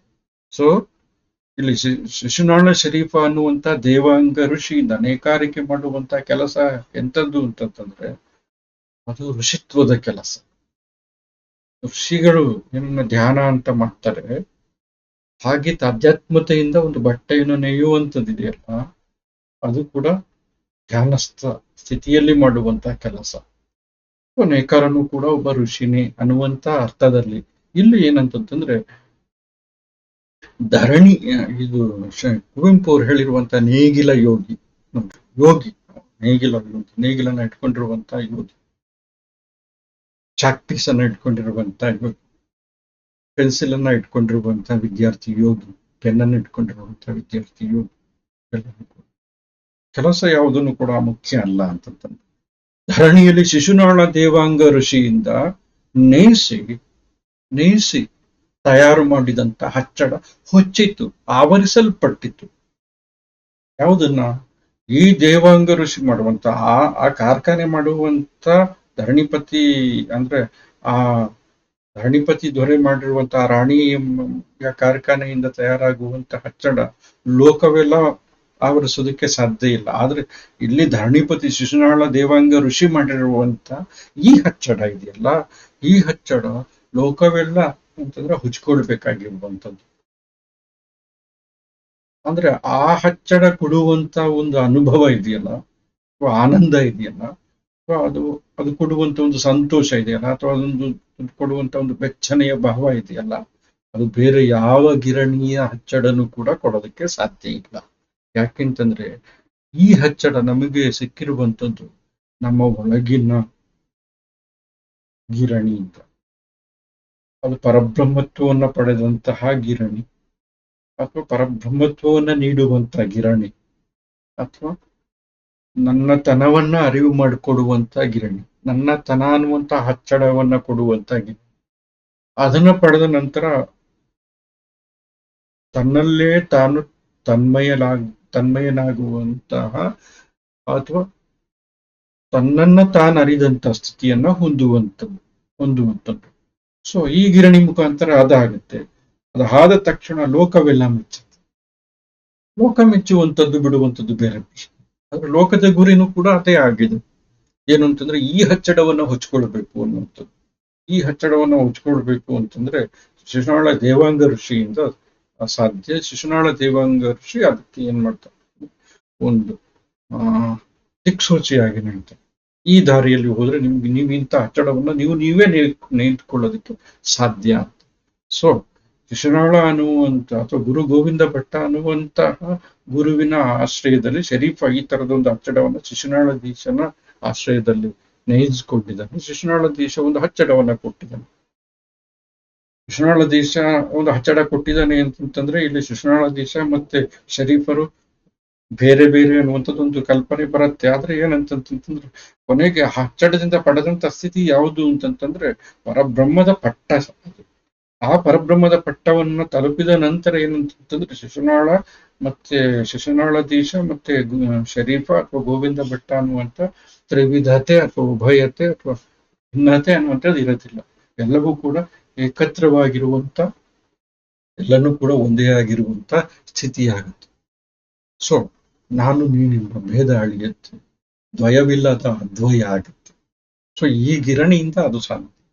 ಅದನ್ನ ಸೊ ಆ ಸ್ಥಿತಿ ಇದೆಯಲ್ಲ, ಆ ಸ್ಥಿತಿ ಒಂದು ಆನಂದದ ಸ್ಥಿತಿ. ಅದು ತಾನೇ ತಾನಾಗಿರುವಂತ, ಮತ್ತೇನನ್ನು ಕೂಡ ಬಯಸದಂತಹ, ಬಯಸಬೇಕು ಅನ್ನುವಂತ ಮತ್ತೊಂದು ಸ್ಥಿತಿಯನ್ನು ಕೂಡ ಇಲ್ಲದೆ ಇರುವಂತಹ ಸಹಜ ಸ್ಥಿತಿಯಲ್ಲಿ ನೆಲೆ ನಿಲ್ಲುವಂಥದ್ದು. ಆ ಸಹಜ ಸ್ಥಿತಿಯನ್ನ ತಂದು ಕೊಡುವಂತ ಒಂದು ಹಚ್ಚಡ. ಆದ್ರೆ ಆ ಹಚ್ಚಡದ ಸ್ವರೂಪನೇ ತಾನಾಗಿರುವಂಥದ್ದು. ಆದ್ರೆ ಹಚ್ಚಡನು ಕೂಡ ಬೇರೆ ಅಲ್ಲ, ಮತ್ತೆ ಇನ್ನೊಂದು ಹಚ್ಚಡ ಧರಿಸುವಂತ ವ್ಯಕ್ತಿ ಬೇರೆ ಅಲ್ಲ. ಇಲ್ಲಿ ಹಚ್ಚಡ ಅಲ್ಲ, ಭೌತಿಕ ಹಚ್ಚಡ ಅಲ್ಲ, ಭೌತಿಕ ಹೊದಿಕೆ ಅಲ್ಲ, ಬದಲಿಗೆ ತನ್ನತನವನ್ನ ಹೊಂದುವಂತ ಒಂದು ಸ್ಥಿತಿ. ಸೊ ಅದಕ್ಕೋಸ್ಕರ ಮಾಡುವಂತ ಹತ್ತಿ ಹಿಂಜುವಂತ, ಅದರ ದಾರ ತೆಗೆಯುವಂತ, ಸುಳ್ಳಿ ಸುತ್ತುವಂತ ಇವೆಲ್ಲನೂ ಕೂಡ ಬೇರೆ ಬೇರೆ ತರದ ಸಾಧನೆಯನ್ನು ಸೂಚಿಸುವಂತ. ಕೊನೆಗೆ ನಾವು ಪಡಿಬೇಕಾಗಿರುವಂಥದ್ದು ಹಚ್ಚಡ ಅಥವಾ ತಿಳಿಬೇಕಾಗಿರೋದು ನಮ್ಮತನ ಅನ್ನುವಂಥದ್ದು. ಅದು ಸಾಧ್ಯ ಆಗುತ್ತೆ ಅಂತಂದ್ಬಿಟ್ಟು ಇಲ್ಲಿ ಹೇಳ್ತಿರುವಂಥದ್ದು. ಅಂದ್ರೆ ಅದನ್ನೇ ಇಲ್ಲಿ ಸರಳವಾಗಿ ಹೇಳಿದ್ದೀನಿ. ಈ ಗಿರಣಿಗೆ ಹೊರಗಿನ ಗಿರಣಿ ಅಂತ ಕೆಲಸ ಇದೆ. ಹತ್ತಿ ಹಿಂಜುವ ಅಥವಾ ಬಿಡಿಸುವ ಅಥವಾ ಎಕ್ಕುವಂತ ಕೆಲಸ ಇಲ್ಲೂ ಕೂಡ ನಡೆಯುತ್ತೆ. ಹಸನು ಮಾಡಿದಂತ ಹತ್ತಿ ಸುರುಳಿ ಮಾಡುವಂತಹ ಕೆಲಸ, ಹಿಂಜಿ ಅಥವಾ ಹಂಜಿ ಅಂತ ಬರೆದಿಲ್ಲ, ಸುರುಳಿ ಸುತ್ತುವಂಥದ್ದು ಕೆಲಸ. ಗಾಲಿಯೊಂದರಲ್ಲಿ ಆಕ್ಚುಲಿ ಬ್ರಹ್ಮದ ಕೀಲಿದೆ ಅಂತ. ಗಾಲಿ ಮೀನ್ಸ್ ಚಕ್ರ ಅಂತ ಹೇಳಿ, ಬ್ರಹ್ಮತ್ವ ಅಂತಂದ್ರೆ ಜೀವನದ ಸಾರ್ಥಕತೆ ಅನ್ನುವಂಥ. ಆ ಸಾರ್ಥಕತೆ ಯಾವುದು? ಬೇರೆ ಬೇರೆ ತರ ಸಾರ್ಥಕ್ಯವನ್ನ ಕಾಣ್ತಾರೆ, ಅದವರು ಸಾರ್ಥಕತೆ ಅಂತ ಅನ್ಕೊಂಡಿರ್ತಾರೆ. ಈಗ ನಮಗೆ ಗೊತ್ತಿಲ್ಲ ನಿಜವಾಗಿರುವಂತಹ ಸಾರ್ಥಕತೆ ಯಾವುದು ಅಂತಂತ. ನಿಜ ಏನು ಅನ್ನುವಂಥದ್ದು ನಿಜವನ್ನ ಅರಿತವರಿಗೆ ಗೊತ್ತಷ್ಟೇ. ಆದ್ರೆ ಅದು ನಿಜನ ಅಲ್ವಾ ಅನ್ನುವಂಥದ್ದು ನಮಗೆ ಗೊತ್ತಿಲ್ಲದೆ ಇರುತ್ತದೆ. ಯಾಕೆಂದ್ರೆ ನಾವು ಆ ಸಾಧನೆಯ ಮಾರ್ಗ ತಲುಪಿದ ನಂತರ ನಾವು ಸಾಧಿಸುವಂತ ನಿಜಾನ ಅದನ್ನು ಕೂಡ ಒಂದು ಪ್ರಶ್ನೆ ಇರ್ಲಿ. ಇವೆಲ್ಲ ತತ್ವ ಜಿಜ್ಞಾಸೆಗಳು. ಸೊ ಮೂಲದಿಂದ ಸುಷುಮ್ನವರೆಗಿನ ನಾಡಿಯಲ್ಲಿ ಸುತ್ತಿದ ದಾರದ ಉಂಡೆಯ ತರ ಈ ಕುಕ್ಕಡಿ, ಇಲ್ಲೊಂದು ಕುಕ್ಕಡಿ, ಇದು ಬೇರೆ ತರದ ಕುಕ್ಕಡಿ. ಇಲ್ಲಿ ಏನಂತಂದ್ರೆ ಉನ್ನತ ಹಂತದ ಚಕ್ರಗಳಿಗೆ ದಾಟ್ತಾ ಇರುವಂತದ್ದು. ಸೊ ಇದು ಆಸೆ ಆಮಿಷಗಳನ್ನ ಬದಗಿರಿಸಿದಂತ ಸಂದರ್ಭದಲ್ಲಿ, ಪ್ರಾಣವನ್ನ ಮರೆತಂತ ಸಂದರ್ಭದಲ್ಲಿ, ಪ್ರಾಣ ತನ್ನ ಸಹಜ ಲಯಕ್ಕೆ ಬಂದಂತಹ ಸಂದರ್ಭದಲ್ಲಿ, ಆವಾಗ ಶಿಶುನಾಳ ದೇವಾಂಗ ಋಷಿ ಏನ್ ಮಾಡ್ತಾನೆ ಅಂತಂದ್ರೆ ಈ ಕುಕ್ಕಡಿಯಿಂದ ಏನ್ ಮಾಡ್ತಾನೆ ಅಂತಂದ್ರೆ ಒಂದು ಹಚ್ಚಡವನ್ನ ತಯಾರಿಸ್ತಾನೆ, ಅಥವಾ ಸಾಧಕ ಒಂದು ಹಚ್ಚಡವನ್ನ ನಿರ್ಮಿಸಿಕೊಳ್ತಾನೆ. ಆ ಎಡೆಯಲ್ಲಿ ಬ್ರಹ್ಮತ್ವದ ಪಟ್ಟ ಸಿಗುತ್ತೆ, ತನ್ನತನದ ಅರಿವು ಅನ್ನುವಂಥದ್ದು ಆಗತ್ತೆ. ಆದ್ರೆ ಇದನ್ನ ಮಾಡೋದಕ್ಕೆ ಮನುಷ್ಯ ಹೊರಗಡೆ ಇರುವಂತ ವಿಸ್ತಾರವಾಗಿರುವಂತಹ ಗಿರಣಿಯಿಂದ ಸಾಧ್ಯ ಇಲ್ಲ. ಮನುಷ್ಯ ತನ್ನೊಳಗೆ ತಾನು ಪಟ್ಕೊಳ್ಬೇಕಾಗಿರುವಂತ ಗಿರಣಿ, ಇದನ್ನ ಅರ್ಥಕೊಳ್ಬೇಕು ಅಂತಂದ್ರೆ ನಿಜವನ್ನ ತಿಳಿಬೇಕು ಅಂತಂತಂದ್ರೆ ತೂಗುತ್ತಿದ್ದೆ ನಿಜ ಬಯಲು. ಆ ನಿಜ ಬಯಲನ್ನ ತಿಳಿಬೇಕು ಅಂತಂತಂದ್ರೆ ಇದು ಹಿಂಗ ಇಲ್ಲಿ ಏನ್ ಮಾಡಿದ್ದಾರೆ ಅಂತಂದ್ರೆ ಶರೀಫರು ಹೊರಗಡೆ ಕಾಣ್ತಾ ಇರುವಂತ ಧರಣಿಪತಿ ಸ್ಥಾಪಿಸಿರುವಂತ ಒಂದು ಗಿರಣಿ, ಇನ್ನೊಂದು ಗಿರಣಿ ನಮ್ಮ ಒಳಗಿನ ಒಂದು ಗಿರಣಿಯನ್ನ ಎದುರು ಬದುರು ಇರಿಸ್ಬಿಟ್ಟಿದ್ದಾರೆ. ಭೌತಿಕ ಗಿರಣಿಯ ಉತ್ಪನ್ನ ಒಂದು ತರ ಇದೆ, ಒಳಗಿನ ಗಿರಣಿಯಲ್ಲಿ ತಯಾರಿಸುವಂತ ಅಥವಾ ಸಾಧಿಸುವಂತ ನೆಲೆ ಒಂದು ತರ ಇದೆ. ಸೊ ಅಲ್ಲಿ ಅದು ಉತ್ಪನ್ನ ಮಾತ್ರ ಆದ್ರೆ ಇಲ್ಲಿ ಸಾಧನೆಯ ನೆಲೆ ಆಗುತ್ತೆ. ಆ ಹಚ್ಚಡದ ಸ್ವರೂಪ ಬೇರೆ ಭೌತಿಕವಾಗಿರುವಂಥದ್ದು, ಇಲ್ಲಿನ ಹಚ್ಚಡದ ಸ್ವರೂಪ ಬೇರೆ. ಇದು ಏನು ಅಂತಂತಂದ್ರೆ ತಿಳಿಯಬೇಕಾಗಿರುವಂತ ಪರತತ್ವ ಈ ಹಚ್ಚಡ. ಸೊ ಈ ತಿಳಿಯಬೇಕಾಗಿರುವಂತ ಈ ಪರತತ್ವದ ತಿಳುವಳಿಕೆ ಲೋಕದ ಒಳಿತಿಗೆ ಒದಗಿ ಬರುತ್ತೆ ಅಂತಂದ್ಬಿಟ್ಟು, ಲೋಕಕ್ಕೆ ಮಂಗಳವನ್ನ ತಂದುಕೊಡುತ್ತೆ ಎನ್ನುವಂಥದ್ದು, ಅದಕ್ಕೆ ಸಾಧನ ಆಗತ್ತೆ ಅಂತಂದ್ಬಿಟ್ಟು ಇದು ಇಷ್ಟು ಈ ತತ್ವಪದ ಒಂದು ರೀತಿಯಲ್ಲಿ ನಾವು ಅರ್ಥ ಮಾಡ್ಕೊಳ್ಬಹುದು. ಮತ್ತೆ ಇದನ್ನ ಆಗ್ಲೇ ನಾನು ಪ್ರಾರಂಭದಲ್ಲಿ ಹೇಳಿದೆ, ಜಾಗತೀಕರಣಕ್ಕಿಂತ ಹಿಂದೆ ಆಧುನಿಕತೆ ಅನ್ನುವಂಥದ್ದು ಇಂಡಿಯಾಕ್ಕೆ, ಕರ್ನಾಟಕಕ್ಕೆ ಪ್ರವೇಶ ಆಗ್ತಿರುವಂತಹ ಸಂದರ್ಭದಲ್ಲಿ ಜಿಜ್ಞಾಸು ಮನೋವೃತ್ತಿಯ ಒಬ್ಬ ವ್ಯಕ್ತಿ, ಜಿಜ್ಞಾಸು ಪ್ರಜ್ಞೆಯ ಒಬ್ಬ ವ್ಯಕ್ತಿ ತನ್ನ ಎದುರುಗಡೆ ನಡೀತಾ ಇರುವಂತಹ ಹೊಸ ರೀತಿಯ ವಿದ್ಯಮಾನಗಳು, ಹೊಸ ರೀತಿಯ ಬದಲಾವಣೆಗಳು ಇದವಲ್ಲ, ಹೊಸ ರೀತಿಯ ಚಲನಶೀಲತೆ, ಅದನ್ನ ಹತ್ತಿರದಿಂದ ಕಂಡು ತೋರಿಸಿದಂತ ಒಂದು ಪ್ರತಿಕ್ರಿಯೆ ಅಥವಾ ಪ್ರತಿಸ್ಪಂದನ, ಅದನ್ನು ನಾವು ಈ ಕಾವ್ಯದಲ್ಲಿ ನಾವು ಕಾಣೋದು, ಈ ಪದದಲ್ಲಿ ನಾವು ಕಾಣೋದಕ್ಕೆ ಸಾಧ್ಯ ಆಗತ್ತೆ. ಒಂದು ವಿಸ್ಮಯದ ಸಂಗತಿ ಏನು ಅಂತಂದ್ರೆ ನಮ್ಮ ಭಾರತದ ಮತ್ತೊಬ್ಬರು ತತ್ವಪದಕಾರರಾಗಿರುವಂತ ಸಂತರಾಗಿರುವಂತ ಕಬೀರದಾಸರು ಇದೇ ತರ ಅಂದ್ರೆ ನೇಯುವ ಒಂದು ಪ್ರತೀಕವನ್ನ ಇಟ್ಕೊಂಡು ತತ್ವಪದವನ್ನು ರಚಿಸಿದ್ದಾರೆ. ಹಿಂದಿಯಲ್ಲಿ ಚದರಿಯ ಚಾದರ್ ಅಂತಂತಂದ್ರೆ ಹಚ್ಚಡ, ಚದರಿಯ ಜೀನಿ ರೇ ಜೀನಿ ಅಂತ ಹಚ್ಚಡವನ್ನ ನೇಯ್ಬೇಕು, ಹಚ್ಚಡವನ್ನ ನೇಯ್ತಾ ಇದ್ದೀವಿ, ಹಚ್ಚಡವನ್ನ ಚದರಿಯ ಜೀನಿ ರೇ ಜೀನಿ ಅಂತಂದ್ರೆ ಹಚ್ಚಡವನ್ನ ನೇಯ್ಬೇಕಾಗಿದೆ, ನಾವೊಂದು ಹಚ್ಚಡವನ್ನ ನೇಯ್ಬೇಕಾಗಿದೆ. ಎಂತ ಹಚ್ಚಡವನ್ನ ನೇಯ್ಬೇಕಾಗಿದೆ? ಪರಬ್ರಹ್ಮತ್ವದ ನೆಲೆಯನ್ನು ತೋರ್ಕೊಡುವಂತ ಹಚ್ಚಡ ಅದು. ಅಲ್ಲೂ ಕೂಡ ಕಮಲಗಳು ಬರುತ್ತೆ, ಅಲ್ಲೂ ಕೂಡ ಚಕ್ರಗಳು ಬರುತ್ತೆ. ಇದೇ ತರದ ರಚನೆ. ಹೆಂಗೆ ಎರಡು ದೊಡ್ಡ ಮನಸ್ಸುಗಳು, ಎರಡು ಸೂಕ್ಷ್ಮ ಮನಸ್ಸುಗಳು ಅದೇ ತರ ಯೋಚನೆ ಮಾಡಿದೆ ಅನ್ನೋದಕ್ಕೆ ನನಗೆ ನೆನಪಾದದ್ದು. ಸೊ ಅದರಿಂದ ಅದನ್ನು ಇಲ್ಲಿ ಕೊಟ್ಟಿದ್ದೀನಿ. ಸೊ ಅತ್ಯಂತ ತುಂಬಾ ಸುಂದರವಾಗಿರುವಂತ ತುಂಬಾ ಅರ್ಥಗರ್ಭಿತವಾಗಿರುವಂತ ಒಂದು ತತ್ವಪದ. ಸೊ ಈ ಅವಧಿಯಲ್ಲಿ ನಾವು ಕವಿ ಪರಿಚಯ ಅಂದ್ರೆ ತತ್ವಪದಕಾರರ ಪರಿಚಯ ಮಾಡ್ಕೊಂಡಿದೀವಿ.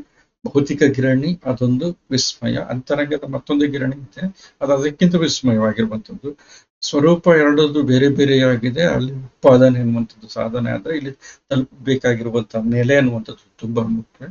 ಈ ಗಿರಣಿಯಿಂದ ಲೋಕಕ್ಕೆ ಅನುಕೂಲ ಆಗುತ್ತೆ, ಅಲ್ಲಿ ಭೌತಿಕವಾಗಿರುವಂತ ಅನುಕೂಲ ಇದೆ, ಇಲ್ಲಿ ಜೀವನದ ಸಾರ್ಥಕತೆ ಸಾಧ್ಯ ಆಗತ್ತೆ. ಸೊ ಎರಡು ಹೊಸ ರೀತಿಯ ವಿದ್ಯಮಾನಗಳನ್ನ ಎದುರು ಬದರಾಗಿರಿಸಿ ತತ್ವಪದಕಾರರಾಗಿರುವಂತ ಶರೀಫ ಏನ್ ಮಾಡ್ತಿದ್ದಾರೆ ಅಂತಂದ್ರೆ ಜಿಜ್ಞಾಸೆಯನ್ನ ಮಾಡ್ತಾ ಇದ್ದಾರೆ, ತಾತ್ವಿಕ ಜಿಜ್ಞಾಸೆಯನ್ನ ಮಾಡ್ತಾ ಇದ್ದಾರೆ.